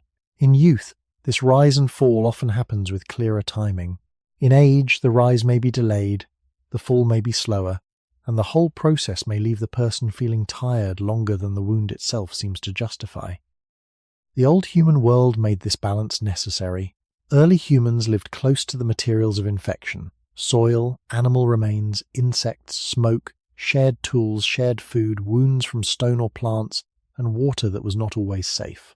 Their immune systems had to react strongly enough to keep the outside world from moving inward, but a body that stayed inflamed all the time would also pay a price. Inflammation uses energy. It changes appetite, sleep, temperature, mood, and movement. It can make a person withdraw, rest, guard a limb, or slow down. These responses made sense when danger was sharp and temporary. A cut, a fever, a parasite, a bite, a contaminated wound. The body could raise the alarm, spend energy, and then return. But modern aging often places the immune system in a different kind of landscape. The danger may not be one thorn in the foot or one infected wound. It may be decades of small cellular damage, stored stress, excess body fat in some people, poor sleep, old viral memories, repeated illness, air pollution, low movement, or tissues that send distress signals because they are worn or poorly repaired. The immune system hears many quiet calls and may never find a clean ending. The result is not dramatic like a sudden fever beside an ancient fire. It is more like smoke that remains in a shelter after the flames have dimmed. It is low, constant, and difficult to name. This matters for repair because rebuilding requires a calm after the alarm. When immune activity stays too high for too long, the body may struggle to enter the softer phase of healing. Collagen may be laid down less neatly. Muscle may recover more slowly. Fatigue may linger because the body is still spending energy on signals of defense. Pain may remain because nerves and immune cells continue to speak to each other. A wound may close, yet the person may feel that the body has not fully returned. The ancient repair system expected danger. But it also expected cycles: injury and closure, hunger and feeding, cold and warmth, night and day, exertion and rest. Aging can blur those cycles. Some alarms become background noise. Some defenses become slower. Some cleaning systems become less efficient.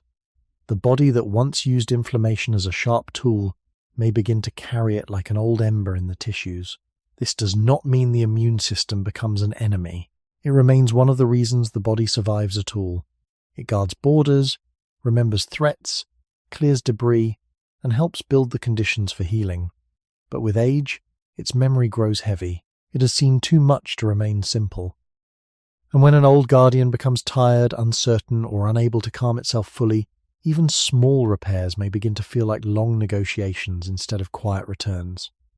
In the older human world, infection was not a distant idea. It was close to the skin. It waited in soil, water, animal remains, decaying plants, insects, bites, burns, and the small cuts made by tools, stone edges, thorns, and rough ground. A wound that seems minor in a modern bathroom could once have carried real danger. A cracked heel, a torn hand, a cut foot, a burned finger, an irritated eye, or a small puncture could change the body's entire budget. The immune system had to respond before the outside world moved too far inward. This is why the body's alarm can feel so powerful. Pain, heat, swelling, fever, fatigue, and loss of appetite are not random weaknesses. They are ancient strategies, costly but meaningful, meant to redirect the body away from ordinary activity and toward defense. A fever may make movement harder, but it also changes the inner environment in ways that can help fight some infections. Fatigue may feel like failure, but it can keep energy from being spent carelessly. Appetite may fade because the body's priorities have shifted. The immune system is not only protecting tissue, it is changing the whole person for a while. For early humans, this could decide whether repair had time to happen at all. A person recovering from an infected wound, a fever, or an injury may have needed warmth, food, water, patience, and protection. In some cases, the group may have mattered as much as the individual body. A person who could not walk far might still survive if others shared food, guarded the resting place, or allowed time for weakness. This does not mean ancient care was always gentle or guaranteed. Human groups varied, environments were hard, and many threats could overwhelm both body and community. But the possibility of care is part of the human story. Healed injuries in ancient remains sometimes suggest that individuals survived trauma long enough for bone to repair, and survival after serious injury may have required support. The body closed the wound, but life around the body helped create the chance for closure. Immunity, repair, and social life were therefore connected long before anyone understood germs. Yet this ancient defense system was shaped mainly by immediate threats. It was built for wounds that opened, infections that rose, fevers that burned, and dangers that demanded a response now. Modern aging asks the same system to do something more difficult in a quieter way. It must defend a body that may live through many decades of accumulated exposures.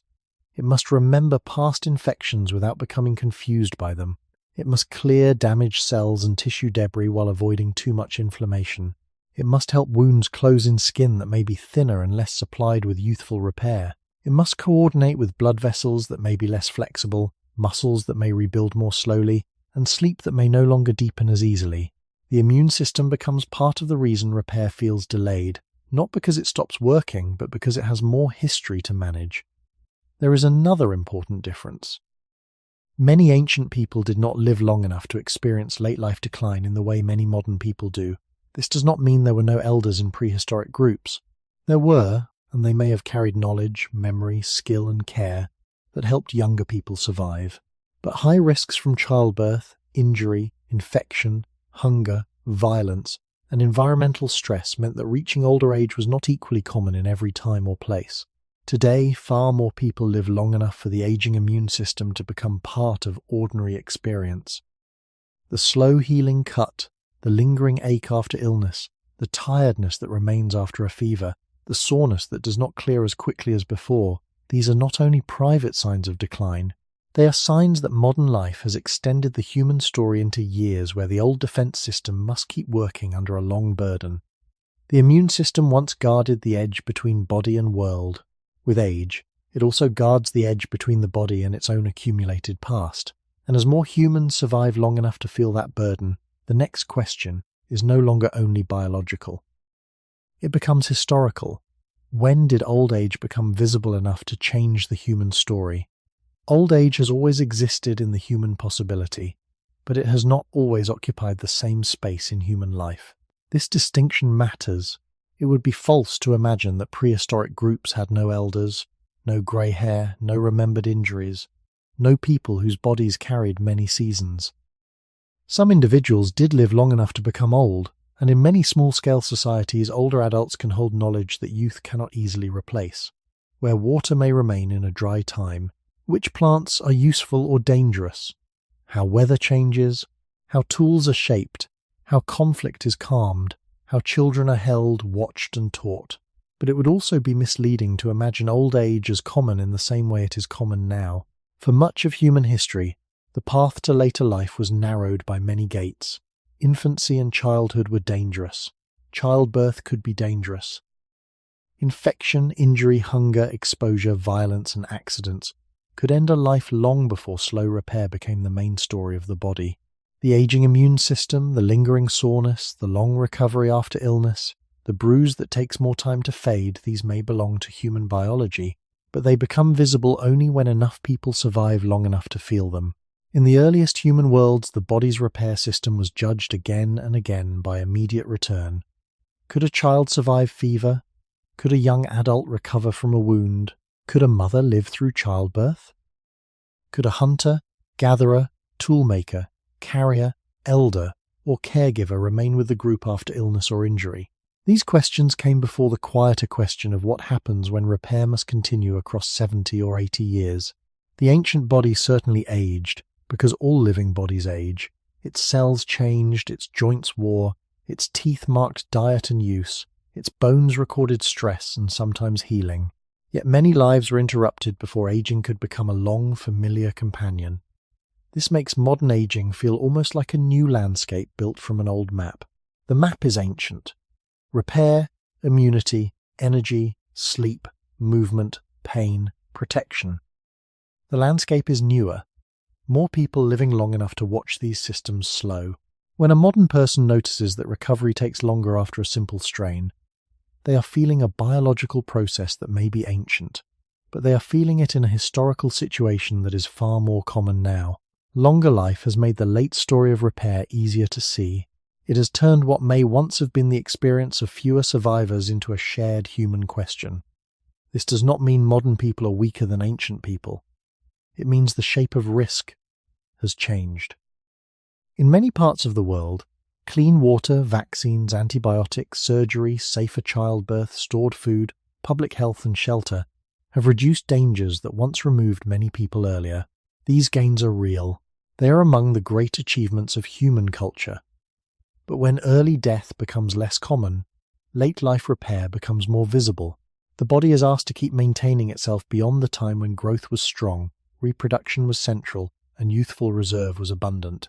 It must manage decades of immune memory, tissue wear, old injuries, metabolic changes, sleep shifts, and the accumulated marks of use. In a small foraging group long ago, an older person who survived might have been valued not because their tissues repaired like youth, but because their mind and experience carried what younger bodies had not yet learned. The body slowed, but knowledge could deepen. The hands might ache, but they might also remember how to make, mend, sort, choose, and teach. This creates a gentle paradox at the center of human aging. The same longer life that reveals the body's slower repair also gives time for memory, relationship, skill, and care to grow. The body stops repairing like it used to, not only because cells change, but because human life now often extends far enough for those changes to become ordinary self-awareness. Old age did not suddenly appear in modern times. What changed was how many people reached the place where the body's ancient repair system could be heard slowing down. When humans began to live more often in settled places, the meaning of age slowly changed. This did not happen everywhere at once, and it did not move in a simple straight line from hardship to comfort. Farming and village life brought new pressures as well as new protections.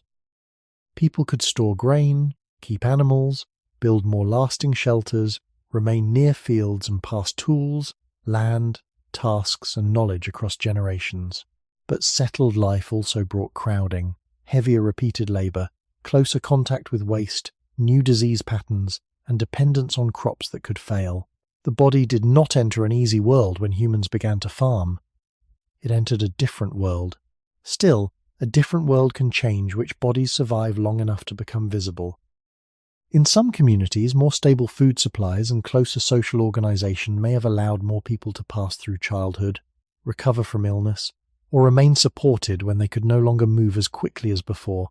In other places and times, disease, poor harvests, inequality, or hard labour may have made bodies suffer in new ways. Human history is uneven, but across long stretches of time, settlement made age easier to see because people stayed near the same graves, the same houses, the same fields, the same paths, and the same family lines. A child could grow up watching not only strong adults, but also older bodies that had carried many seasons of work. The slow repair of age became part of the social landscape. In mobile foraging life, an older person might be valued for memory of roots, foods, weather, animals, tools, and relationships. In farming villages, older knowledge could take new forms. Someone might remember when a field flooded, when a stored crop failed, which seeds worked better, how animals behaved, where boundaries lay, how a tool was repaired, how a child was soothed, or how a family survived a lean year. Age became tied not only to memory of the land, but to memory of a place that remained. The body, meanwhile, carried the cost of that place. Knees bent in fields, backs lifted loads. Hands ground grain, shaped clay, wove fibres, tended fires, carried water, and repeated tasks thousands of times. Teeth changed under new diets. Bones and joints could record labour. The signs found by archaeology do not speak with one voice, but they often remind us that settled life did not free the body from damage. It changed the pattern of damage. Repair now had to answer not only walking across landscapes, but staying in one landscape and doing many things again and again. Repetition can be useful when it builds skill. It can also carve stress into tissue.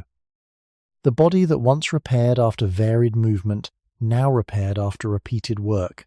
Seasonal hunger, infections that spread more easily in dense groups, and the physical demands of fields, storage, building, grinding, carrying, and childcare.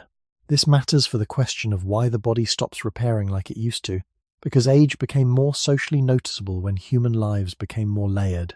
There were children, young workers, parents, older workers, grandparents, specialists, caretakers, and people whose bodies could no longer do every task but whose knowledge still mattered. The slowing of repair was no longer only a private biological event. It became something families and communities had to live with. A wound that took longer to close, a back that needed more rest, a hand stiffened by years of work, a fever that left an older person weak for longer. These things affected labour, care, inheritance, teaching, and dependence. The body aged inside society, not outside it. Settlement gave humans more ways to support weakness, but also more ways to create chronic strain. It made old age more visible, yet not always easier.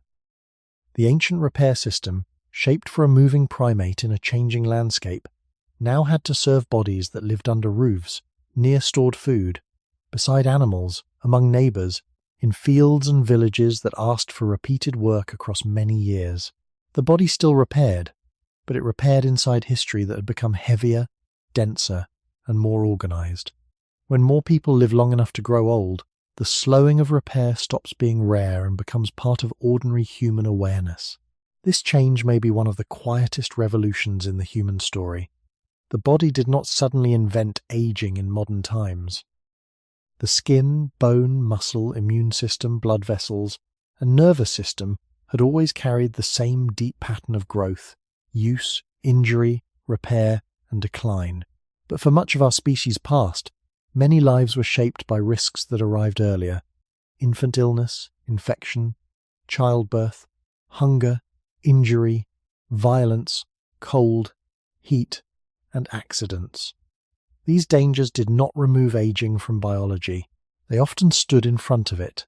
When those early gates became less deadly in many societies, another landscape opened behind them. People began to notice not only whether the body survived, but how it felt after surviving for a long time. A cut that once would simply have needed to close now became part of a larger question. Why does it close more slowly than it once did? A sore knee was not only the result of one day's work, it could be the voice of decades. A tired morning was not just last night's sleep, it could be the body's long history speaking through the present. This is why old age changes the meaning of repair. In a young life, repair often hides itself by being quick. In an older life, repair becomes visible because it asks for time. Human communities had to learn this visibility. An older person could no longer be understood only by what the body could lift, carry, chase, or endure. Their value could live in memory, judgment, patience, technique, and care. But the body still made its needs known. It needed slower rising, more caution after illness, more care after injury, more protection from cold, and sometimes more help from others. The human group, whether mobile or settled, had to face a truth that medicine would later make even clearer. Survival is not the same as full restoration. A person can live, contribute, remember, teach, and love while the body repairs more slowly than before. This is not a small idea. It means aging is not only a private biological decline, but a social fact. The slow healing body changes how people share work, arrange care, pass knowledge, and understand dependence. In the deep origin of humanity, dependence was not unusual. Infants were dependent. Children were dependent. Injured adults could become dependent.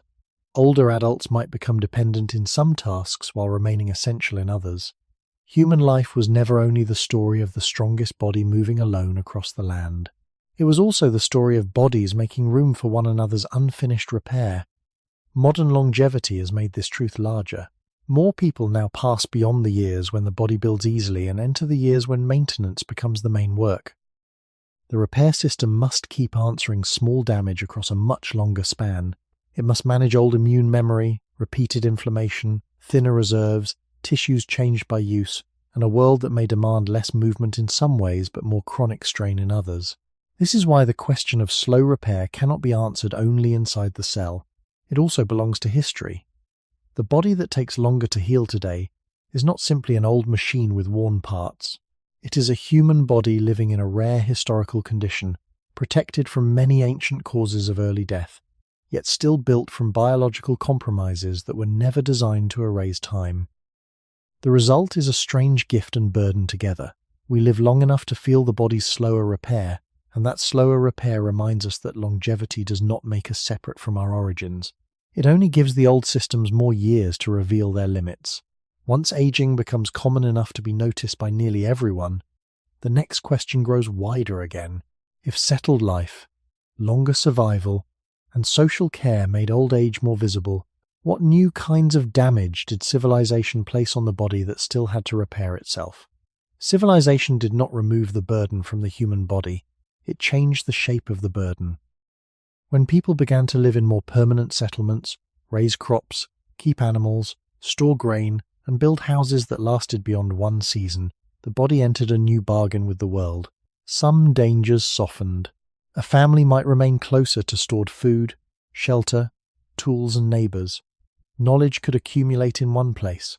Children could grow up near the same paths, fields, hearths, and graves. But the body also met new forms of pressure. The same field had to be prepared, planted, weeded, harvested, and carried from. The same grain had to be ground again and again. The same water had to be fetched. The same animals had to be tended. The same walls, roofs, fences, storage pits, and fires had to be maintained. Instead of moving through a wide landscape with varied demands, many bodies began to repeat narrower tasks for longer stretches of time. Repetition can make humans skilled, but it can also carve itself into joints, teeth, backs, knees, shoulders, and hands. Repair in this newer world no longer answered only the scratches of travel, the strain of hunting, the cold of open nights, or the hunger of uncertain foraging. It also answered the slow wear of labour organised around settlement. Archaeology often reminds us that farming was not simply an escape from hardship. In many early agricultural communities, human remains can show signs of hard work, dental wear, nutritional stress, infection, and joint changes, though the evidence varies greatly by place and period. The body was still human, still ancient in design, but the daily pattern around it had changed. A person might spend hours grinding grain with repeated arm and shoulder motions. Another might bend through field work, carry heavy loads, lift water, or tend fires in smoky enclosed spaces. Teeth met new diets, sometimes softer in texture but richer in starch, sometimes mixed with grit from stone grinding. Living near animals and other people could create new paths for disease. Waste accumulated more easily where people stayed. Crowding made certain infections easier to spread than in smaller, more mobile groups. The body's repair system, once shaped in a world of movement, exposure, and changing terrain, now had to respond to density, repetition, and the biology of living close together. This does not mean farming ruined the human body in one simple stroke. Agriculture supported larger populations, stored food, specialized skills, and new forms of culture. It helped make towns, temples, writing, trade, and complex societies possible. But from the body's point of view, every cultural gain carried biological costs. A stored harvest could protect against one kind of hunger, yet dependence on a few crops could make nutrition narrower or failure more dangerous. A village could protect people from distance, yet it could bring waste, smoke, parasites, and infection closer. A house could soften weather, yet it could hold the body in more repetitive work and more crowded air. Human repair had to follow culture into these new arrangements. The old system did not suddenly become new just because the world had walls. Skin still had to close. Bone still had to remodel. Muscle still had to answer use. The immune system still had to defend borders. But the borders were now different. The dangers were not only in the open landscape, they were in storage, water, labour, crowding, smoke, and habit. The body that had once repaired after walking far might now repair after kneeling, grinding, lifting, bending, and repeating the same movements season after season. With age, this mattered deeply. The older body carries not only years but patterns. A lifetime of repeated labour leaves different traces from a lifetime of varied movement. A community built around crops leaves different stresses from one built around seasonal mobility. The question of why repair slows cannot be separated from the worlds humans built for themselves. Civilization made life more durable in many ways, but it also gave the ancient body new kinds of damage to remember. The body leaves records when culture changes faster than biology. Bone, tooth, and joint can become quiet witnesses to lives that no voice can now describe.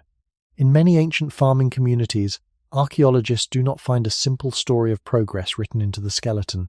They often find a more mixed picture: signs of labour, stress during growth, dental wear, dental disease, healed injury, infection, and bodies shaped by repeated tasks. These signs must be read carefully, because every site is different.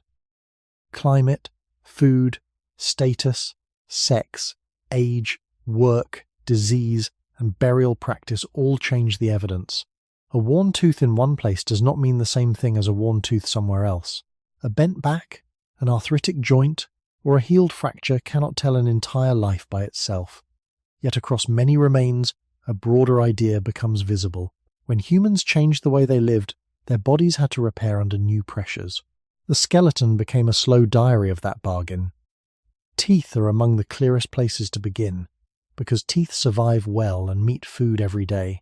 A forager's teeth might be worn by tough foods, grit, fibres, or different processing methods. A farmer's teeth might meet more starch, ground grains, and fine stone particles from grinding tools. In some farming populations, more carbohydrate-rich diets and settled life are associated with higher levels of tooth decay, though the pattern is not identical everywhere. The mouth became a small landscape where culture touched biology.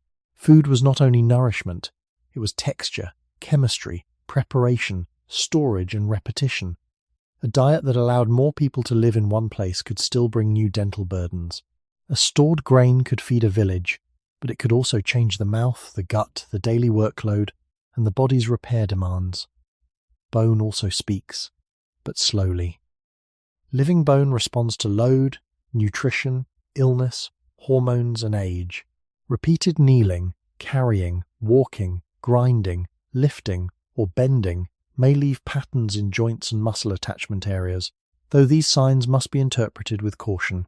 They do not allow us to reconstruct every movement, but they show that the body was not passive beneath civilization. It absorbed work. It adapted to work. It sometimes broke under work. A joint worn by years of repeated movement is not simply a medical object. It is a trace of days organized around survival, production, and habit. The ancient body that once moved across changing terrain was now often tied to fields, hearths, grinding stones, storage areas, paths to water, animal pens, and houses. Repair had to follow those repeated routes. In the deep origin of humanity, damage often came from varied contact with a changing world. Stone, cold, distance, thorns, uneven ground, animal movement, and weather. In settled life, damage could become more patterned.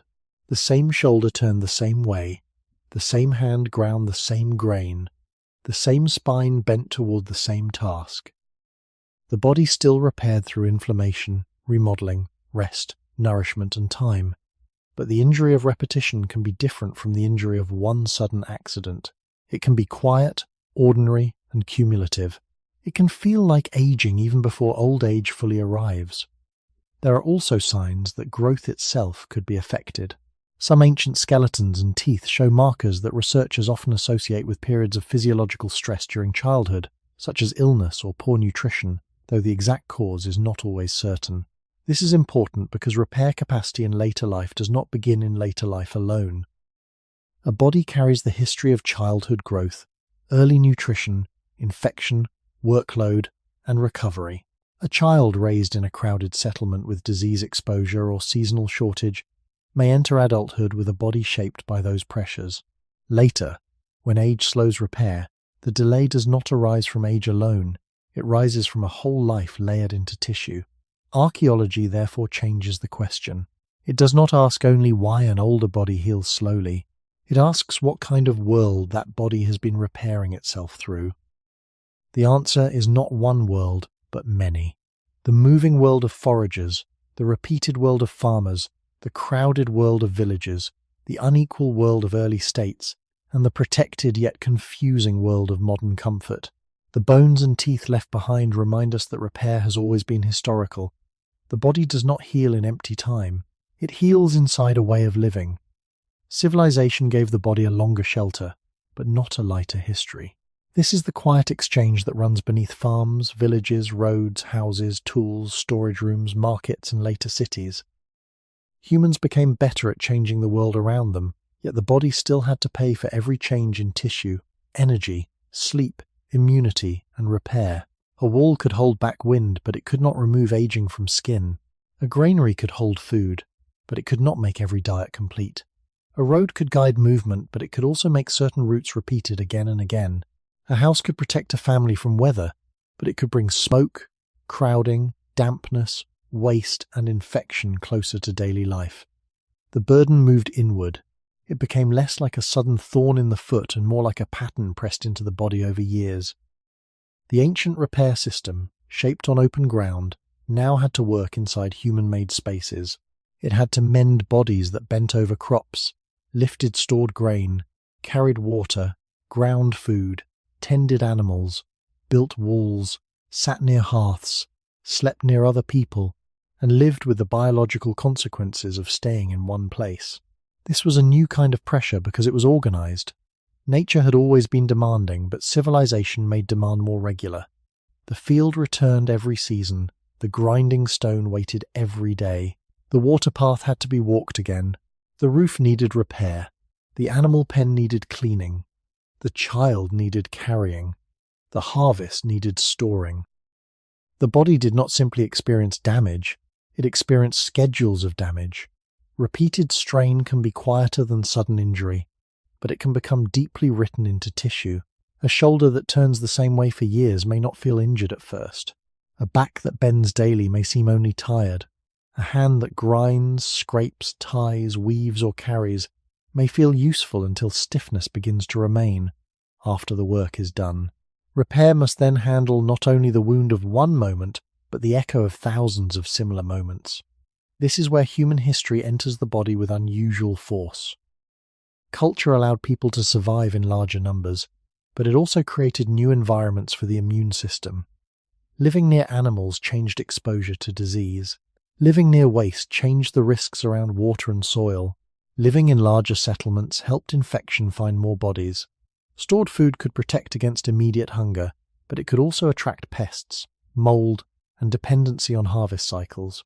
Social inequality, where it existed, could decide who ate well, who laboured hardest, who slept safely, and whose body had enough reserve for repair. The body did not experience civilization equally. Some bodies were sheltered, some were overworked, some were fed from storage. Some were made fragile by shortage. Some carried authority with less physical strain. Others carried the loads that made authority possible. Archaeology gives only fragments of this world, but the fragments are enough to warn us against simple stories. Civilization was not only progress written into stone, it was also stress written into bone, tooth, joint, and growth. For the question of slow repair, this matters because the body's ability to mend is never only biological in a narrow sense. It depends on the life built around the body. A wound heals differently in a body that is nourished than in one that is hungry. Muscle recovers differently when sleep is deep than when night is broken. Infection is different in a clean wound than in a contaminated one. A joint ages differently under varied movement than under the same burden repeated for decades. The human body began as a repair system for a moving animal in a changing environment. Civilization asked that system to serve a settled, working, crowded, unequal, inventive, memory-rich species. That demand did not stop repair. It multiplied the reasons repair could become slower, heavier, and more complicated. By the time comfort became a major goal of modern life, the body had already crossed many worlds. The foraging path, the farming field, the village hearth, the crowded settlement, the workshop, the road, the bed, the chair, the room. Each world removed some dangers and added others. The body kept adapting, not perfectly, but continuously. It carried forward the old need to close wounds, rebuild muscle, remodel bone, calm inflammation, and recover during sleep. Yet the world around it kept changing faster than the slow inheritance inside it. Civilization did not make the body stop repairing like it used to. It gave the body more history to repair through. Modern comfort is one of humanity's greatest inventions, but it carries a strange silence inside it. A warm room protects the body from cold. A soft bed lifts the bones away from the ground. Clean water reduces dangers that once entered through the mouth, skin, and gut. Medicine can calm infections, repair injuries, ease pain, support childbirth, and keep people alive through conditions that would once have ended many lives.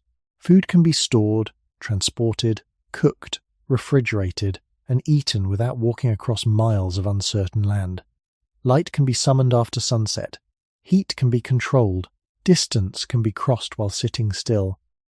These are not small achievements.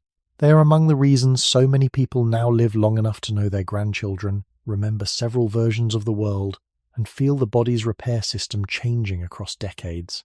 But comfort does not remove damage. It changes the form in which damage arrives. The ancient human body met hardship openly. Cold pressed against the skin. Hunger hollowed the belly. Stone cut the feet. Smoke irritated the lungs. Long walking tested the legs. Carrying tested the back, shoulders, hips, and hands. The body was not safe, but it was receiving clear signals. It knew when heat had to be saved, when energy had to be spent, when muscle was needed, when balance mattered, when sleep came with darkness, when the group was near, and when a wound had broken the border between the inner body and the world. Modern comfort removes many of those dangers, and that is good. Yet it can also reduce some of the old instructions. The body may no longer feel much ground under the feet. It may not often carry weight across distance. It may not bend, squat, reach, climb, or balance in varied ways. It may not meet darkness at the same hour every night. It may receive food before hunger has meaning, light when the brain expects night, and stress without physical escape. The body is safer, but not always clearer about what to repair and why. This is not because modern life is unnatural in a simple or moral sense. Human beings have always modified their surroundings. Fire was comfort, clothing was comfort, shelter was comfort, tools were comfort, cooking was comfort. The story of our species is not a story of remaining in hardship, but of making the world more survivable. The difference is scale and speed. A fire warmed the body, but people still walked, carried, gathered, watched, and slept under natural rhythms. A hide covering softened cold, but it did not remove the need to move through weather. A stone tool reduced strain in one task, but it still had to be held, shaped, carried, repaired, and used by hand. Modern comfort can go further. It can remove not only danger, but effort itself. It can make a body live for years with fewer strong demands on its muscles, bones, tendons, balance, and circulation, while still exposing it to quiet forms of wear. Long sitting, repeated posture, poor sleep, abundant calories, chronic worry, indoor air, artificial light, and limited movement. The old repair system then faces a new puzzle. It must maintain a body that is protected from many ancient wounds, yet still aging, still inflamed at times, still accumulating cellular damage, still losing tissue when tissue is not used, still needing sleep, still needing signals from movement and rest. Comfort lengthens the story, but length also gives damage more time to gather. A person who survives past many old dangers reaches the years when repair becomes less abundant. That is the paradox. The same inventions that help humans live longer also allow the body's slower maintenance to become visible. A soft bed may reduce pressure, but it cannot make sleep deep. A chair may reduce effort, but it cannot tell the hips and spine to remain fully ready. Stored food may prevent hunger, but it cannot guarantee balanced repair. Medicine can help the body survive, but it does not turn the body back into youth. The ancient body was shaped by a world that gave hard signals. The modern body lives in a world that often gives soft signals, mixed signals, or too few signals. And when repair slows with age, it may be partly because the body is still listening for a conversation that comfort has made quieter. A body needs more than protection to keep repairing well. It needs signals. Number 5. This is the quiet truth that comfort can hide.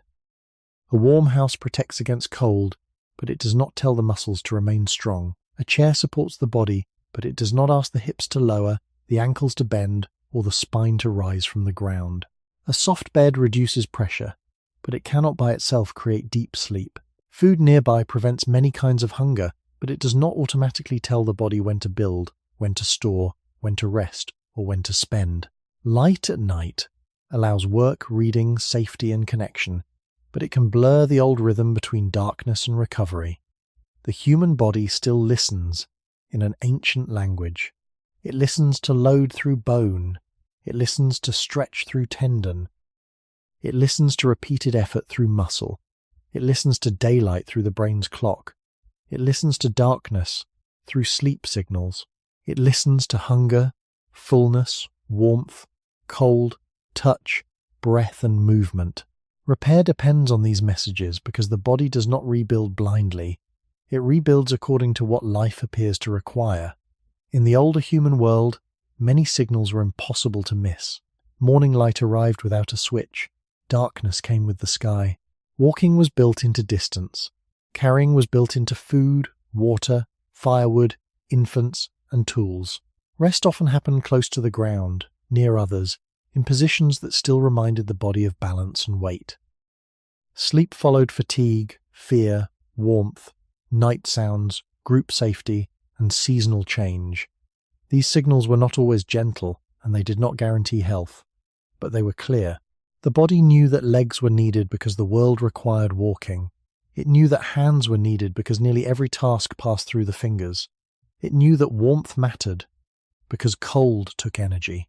It knew that sleep mattered because without it, alertness, memory, immunity, and repair became harder to hold together. Modern life often makes the signal quieter while keeping the biological need. A person may be safe indoors, but the skeleton may receive less weight. A person may be fed, but the muscles may receive fewer reasons to store strength. A person may be busy all day, but the body may still have moved very little. A person may lie in bed for many hours, yet sleep may be thin, interrupted, or pushed away by light and worry. The repair system then faces a strange condition. Danger has decreased, but clarity has also decreased. The body is not fighting cold ground, hunger, and open wounds every day, but it may also be missing the regular messages that once told it how to maintain itself. This matters more with age because the older body has less margin for unclear signals. Youth can often recover from confusion. It can borrow from growth, reserve, and strong tissue response. Later, the body may need the signal to be more deliberate. Muscle may require more regular use to keep its strength. Bone may need load to help maintain density. Balance may need practice to stay confident. Sleep may need steadier rhythms to become restorative. Immune repair may need the body to move out of constant low stress and into real calm. None of this should be heard as a promise of perfect control. Aging cannot be erased by movement, sunlight, sleep, or comfort arranged in the right way.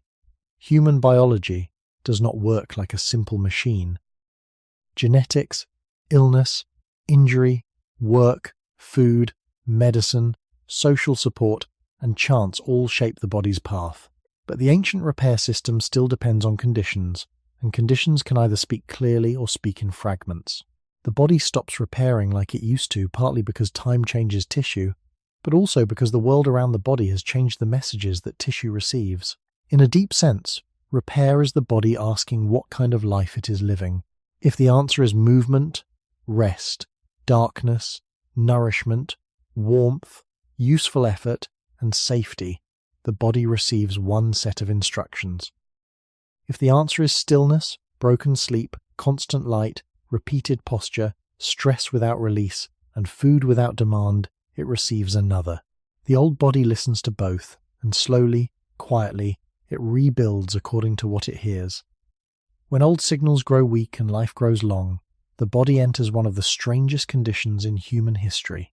It is safer than many bodies before it, but it is also asked to last through more years of maintenance than most earlier lives could depend on. A person may wake in a warm room, eat without walking far, work without carrying much, travel without using the legs, and sleep on a surface softer than almost anything the ancient body knew. Yet the tissues inside that person remain old in design.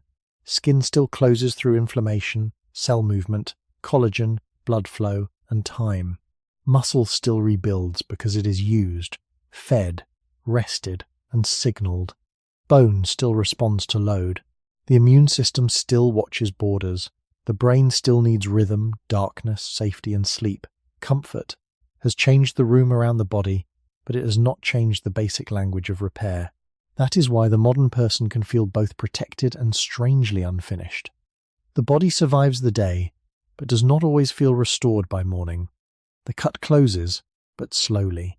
The soreness softens, but returns. The tiredness fades, but not completely. Nothing is missing in a simple way. The old conversation has become harder to hear. In the deep beginning of the human story, life gave the body many clear instructions at once.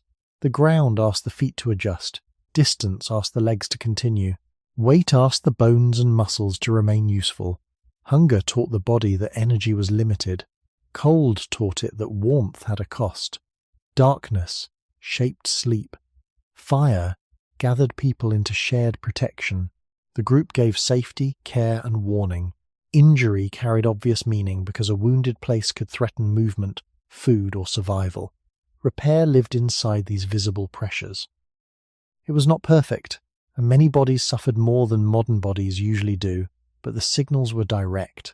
The body knew it was living in a world that demanded use, alertness, rest, heat, food, and recovery in a natural sequence.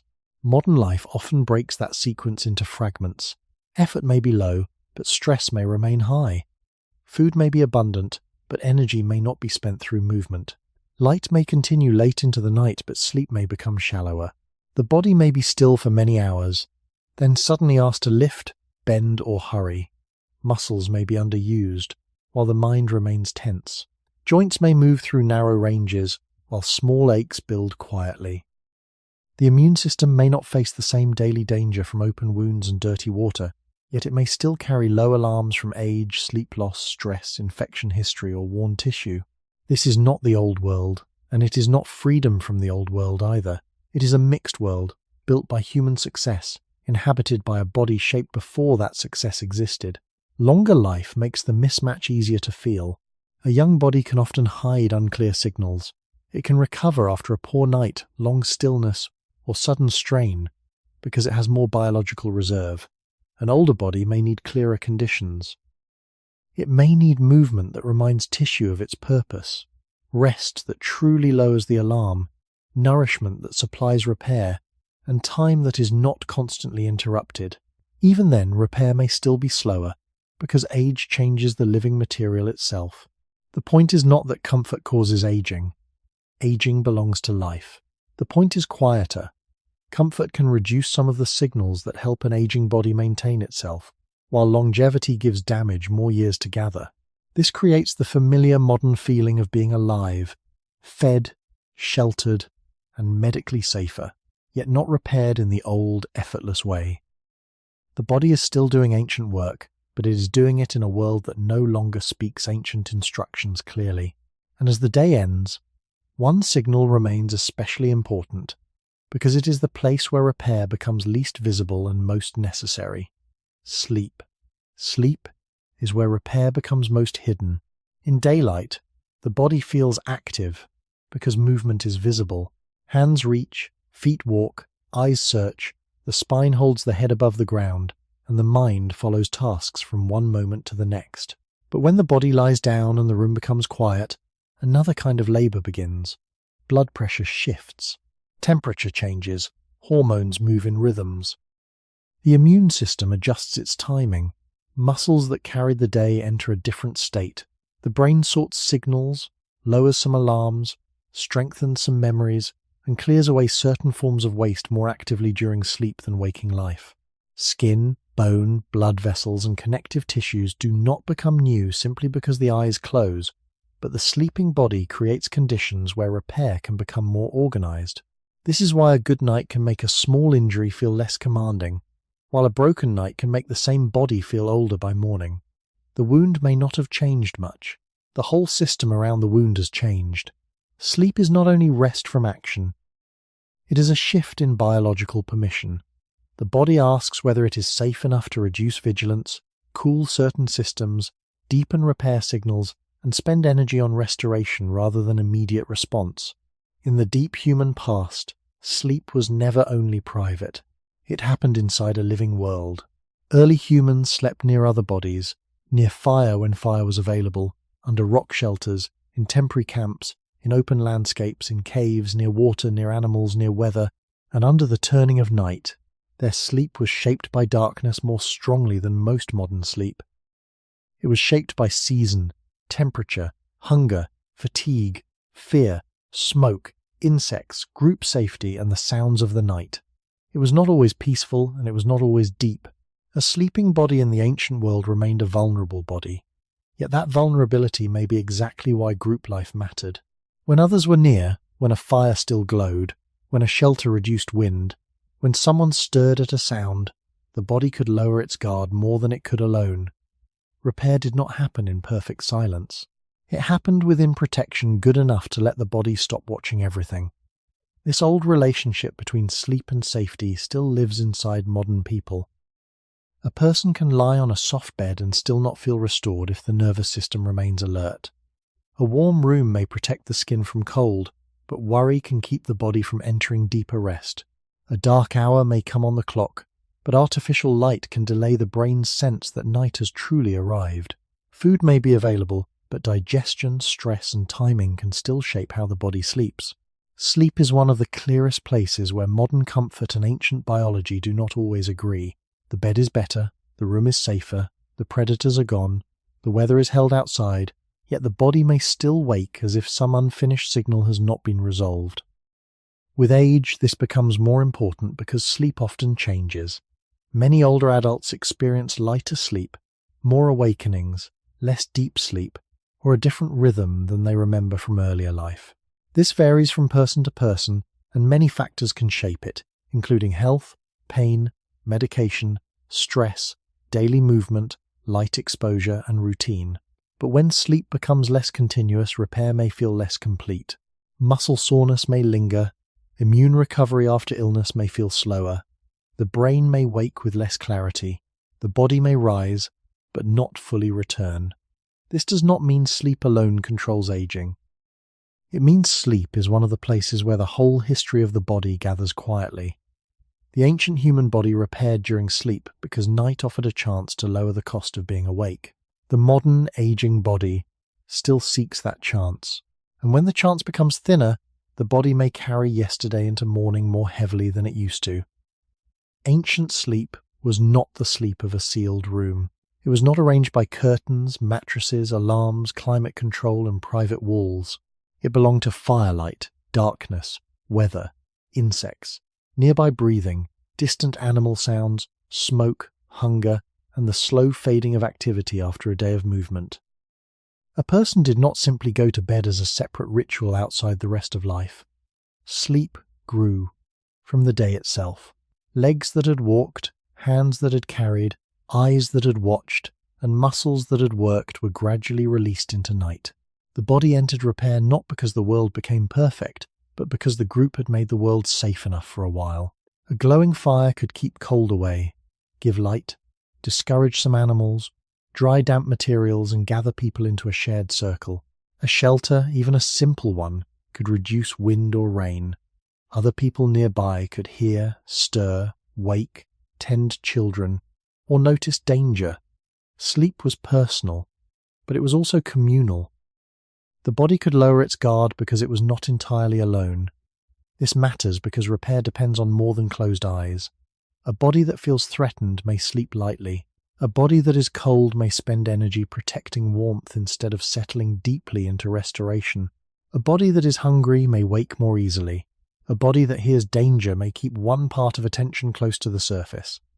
In the older human world, sleep was shaped by these pressures every night. It was probably varied, flexible, and responsive to season and environment rather than identical from one night to the next. Some nights may have been long and cold.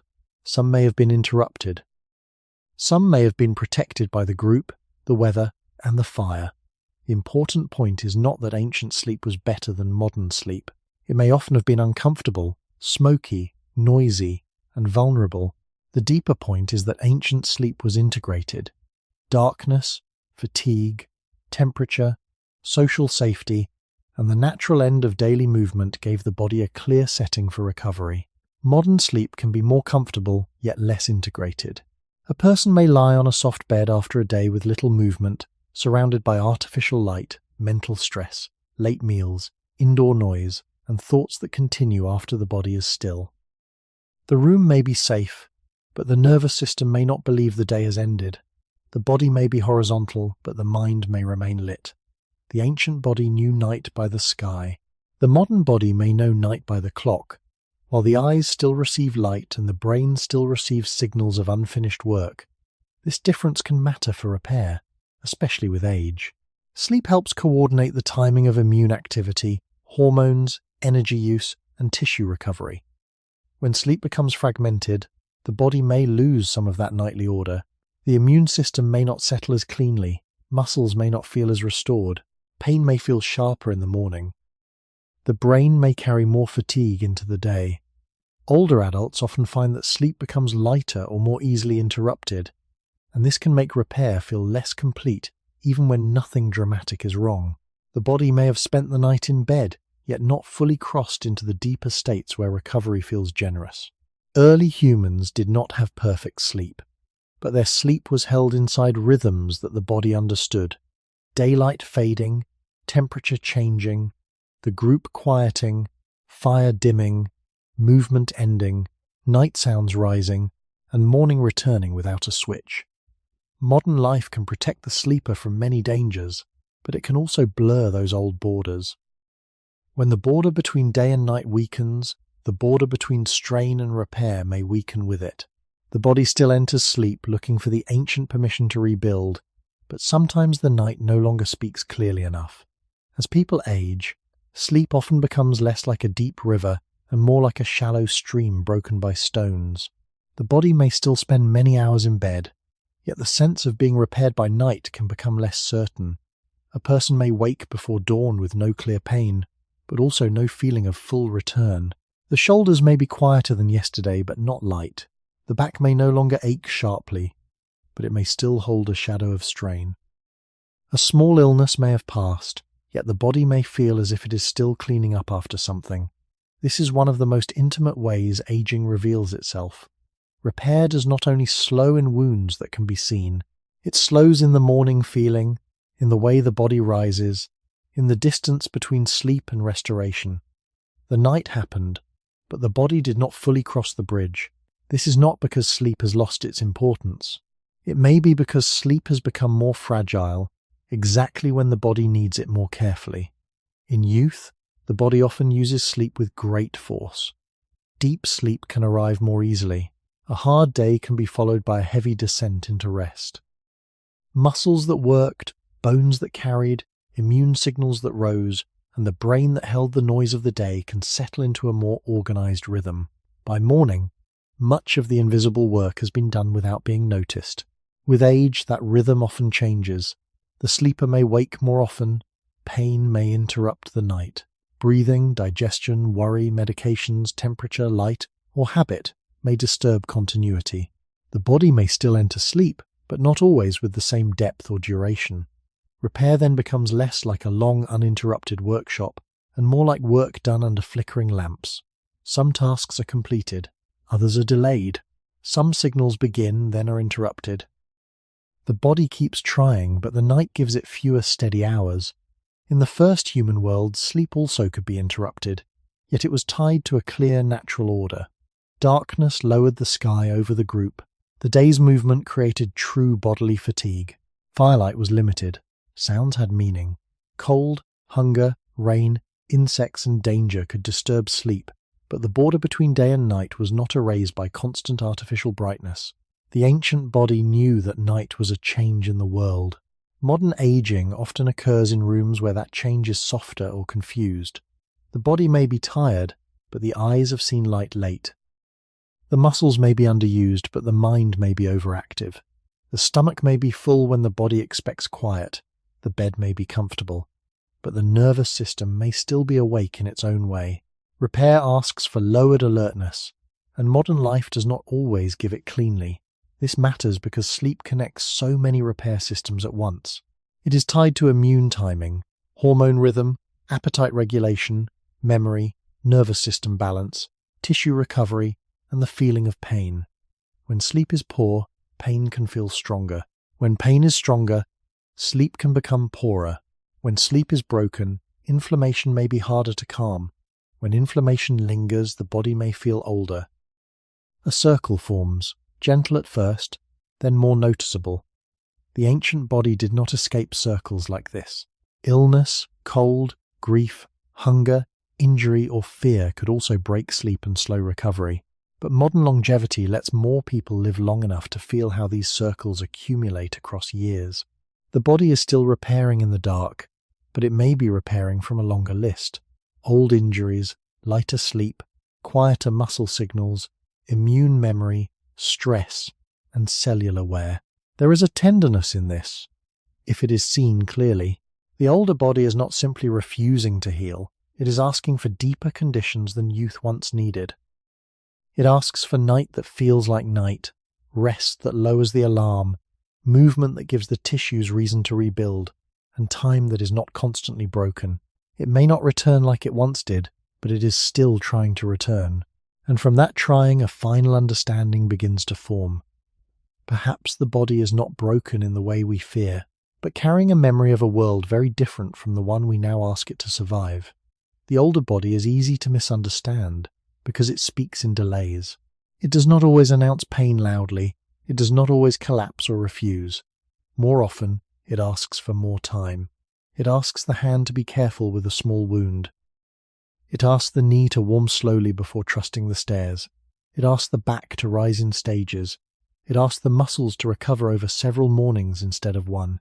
From the inside, this can feel like betrayal, as if the body has quietly withdrawn a promise it once made. But the body never promised endless youth. It promised something older and more modest, to keep answering damage as long as it could, with the materials, signals, and energy available. Aging does not mean the body has forgotten repair. It means repair is now happening through a life already lived. The skin is not only skin. It is years of sunlight, dryness, cuts, immune memory, circulation, and collagen slowly changing its texture. The muscle is not only muscle, it is the history of use and disuse, hunger and fullness, sleep and stress, strength built and strength spent. The joint is not only a joint, it is a record of load, posture, movement, injury, inflammation, and the many small compromises that allowed the body to keep going. When healing slows, it may feel like a failure of the present, but it is often the past becoming visible. The human body began far from the world it now inhabits. It began on ground that did not protect the foot, under skies that did not soften the season, among groups that survived by movement, memory, cooperation, and repeated repair. It learned to close wounds because the outside world was dangerous. It learned to rebuild muscle because movement was necessary. It learned to remodel bone because gravity and load spoke every day. It learned to use inflammation because infection could be fatal. It learned to sleep when safety was good enough, not when comfort was perfect. These systems were not designed with modern old age as their main horizon. They were shaped through countless generations in which survival, reproduction, care, group life, and enough recovery mattered more than permanent renewal. That is not a cruel design. It is the ordinary logic of living matter. The body spends where life demands. It saves where it must. It repairs what it can. It tolerates what it cannot fully restore. This is why the older body should not be seen only as a broken machine. A machine is built from fixed parts, and when the parts wear down, the machine simply loses function. A body is different. It is alive with memory.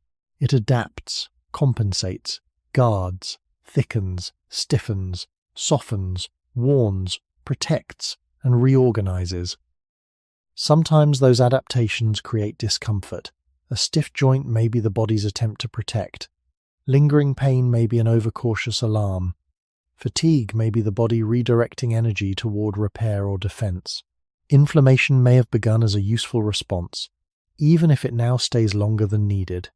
The body is not always wise in a perfect sense, but it is rarely meaningless. Its symptoms often come from ancient strategies still trying to solve modern problems.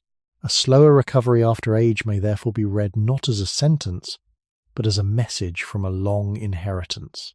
It says that repair needs conditions. It needs time, sleep, movement, nourishment, calm, circulation, and signals that the tissue still has a future. It also says that repair has limits.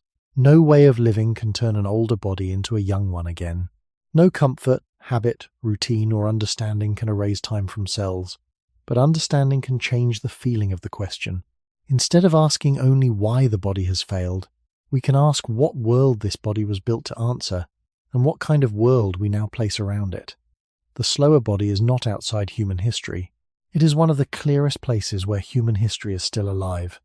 To see the body as history is to change the way we listen to it. A sore shoulder is no longer only a defect in a joint. It may be the meeting point of old movement, recent stillness, sleep, stress, blood flow, inflammation, and the ancient need to protect a useful limb. A slow healing cut is no longer only a sign that the skin has become weak. It may be a small window into circulation, immune timing, collagen, age, nourishment, and the long work of keeping the inner body separated from the outer world. A tired morning is no longer only proof of a poor night. It may be the nervous system, the immune system, and the muscles asking whether the night truly gave them permission to lower the alarm. This does not make every discomfort meaningful in a poetic way, and it does not replace medical care when something is wrong. But it does remind us that the body is not a simple object failing in one place at a time. It is a living archive, and repair is how that archive keeps rewriting itself. Ancient humans lived close enough to the world to feel this more directly. A wound had a context. It came from stone, thorn, fire, animal, tool, fall, cold, or work. A tired body had a context, chen. It came from distance, hunger, carrying, gathering, watching, digging, climbing, or protecting others. A sleepless night had a context. It came from weather, fear, smoke, noise, infants, illness, or the unsettled edge between safety and danger. Modern life often hides the context.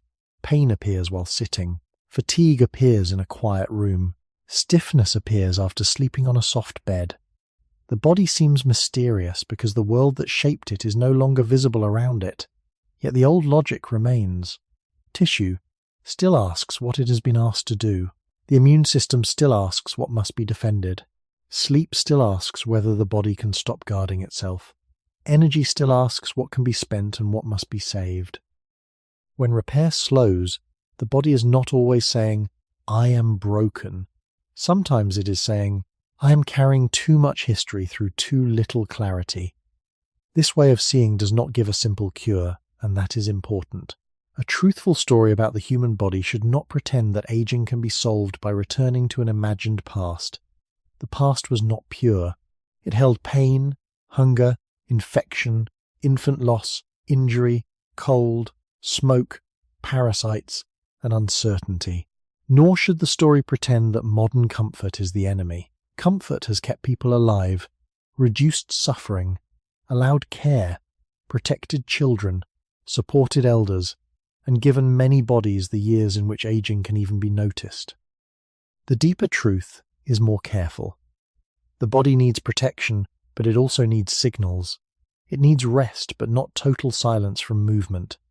It needs food, but also a living rhythm of use. It needs safety, but also the nervous system's belief that safety is real. It needs time, and it needs conditions in which repair is not always competing against stress, confusion, and old alarms. To look at the body this way is to become less angry with it. The ache that stays a little longer may not be an insult. The slower recovery may not be a failure of character. The need for gentler rhythms may not be weakness. It may be the body telling the truth about being alive for many years. Every older body is a survivor of countless repairs that succeeded well enough to bring it here. The scar that remains is not only damage. It is evidence that closure happened. The stiffness that asks for patience is not only decline, it is tissue remembering use, protection, and time. The slower mourning is not only loss, it is a body still negotiating its return from the night. In that sense, repair never belonged only to youth. Youth made repair seem invisible. Age makes repair visible, slower, and more honest. Perhaps the most useful thing aging teaches is not how to defeat the body, but how to hear it without fear. The body that repairs more slowly is still a body that has repaired countless times. It has closed skin after small wounds. It has rebuilt muscle after effort.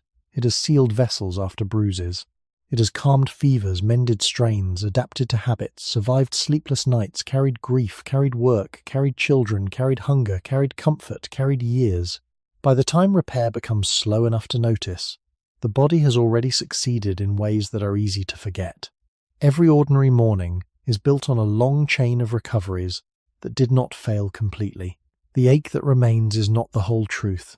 The stiffness that asks for time is not the whole truth. The tiredness after a poor night is not the whole truth. Beneath them is a living system still trying to choose what can be restored, what must be protected, what can be strengthened, and what must be accepted. This is not a promise that every wound will heal or that every pain has a simple answer. It is only a more honest way to stand beside the body as it changes. Human repair began in a world where survival required enough healing, not perfect renewal. Our ancestors did not live in a clean myth of strength. They lived with cuts, smoke, cold, hunger, childbirth danger, infection, broken sleep, hard ground, long walking, repeated labor, and the need for one another. The body learned to mend inside that uncertain world. It learned to use pain as warning, inflammation as defense, sleep as permission, movement as instruction, food as material, warmth as protection, and the group as shelter. Later, humans built farms, villages, houses, roads, beds, tools, medicine, and comfort. These things saved lives and reduced suffering. But the body remained an old organism inside new rooms. It still asks for rhythm. It still asks for movement that tells tissue it is needed. It still asks for sleep that feels safe enough to deepen. It still asks for nourishment that gives repair something to build from. It still asks for darkness, daylight, calm, breath, contact, and time. These are not miracles, they are conditions. They do not erase age, but they help explain why repair is never only a chemical event. It is a conversation between the body and the life around it. The educational value of this story is simple, but not small. To understand the slowing body is to become less cruel toward it. Modern culture often speaks to aging as if it were a mistake, an embarrassment, or a problem that should be hidden. But biology is older than that judgment. A body that repairs slowly is not always a body that has failed. It may be a body that has reached the visible edge of its long compromises. It may be showing the price of survival, the memory of use, the cost of protection, and the limits of living matter. Respecting that truth does not mean giving up. It means caring with more accuracy. It means seeing rest not as laziness, movement not as punishment, food not merely as pleasure or control, sleep not as wasted time, and age not as an enemy without meaning. It means remembering that the body was never separate from history. In every cell, vessel, scar, joint, and tired morning, there is a trace of the path humans travelled from rough ground to warm rooms, from open night to soft beds, from immediate danger to long maintenance. The question that began with a small delay in healing has become larger than one bruise, one wound, or one sore muscle. It points toward the oldest truth of the human body. We are still being repaired by systems shaped for a world that no longer fully surrounds us. And when the older body asks for more time, perhaps it is not only asking to be fixed, but asking to be understood as a living memory of what humans once had to survive, and what quiet world it is still trying to remember.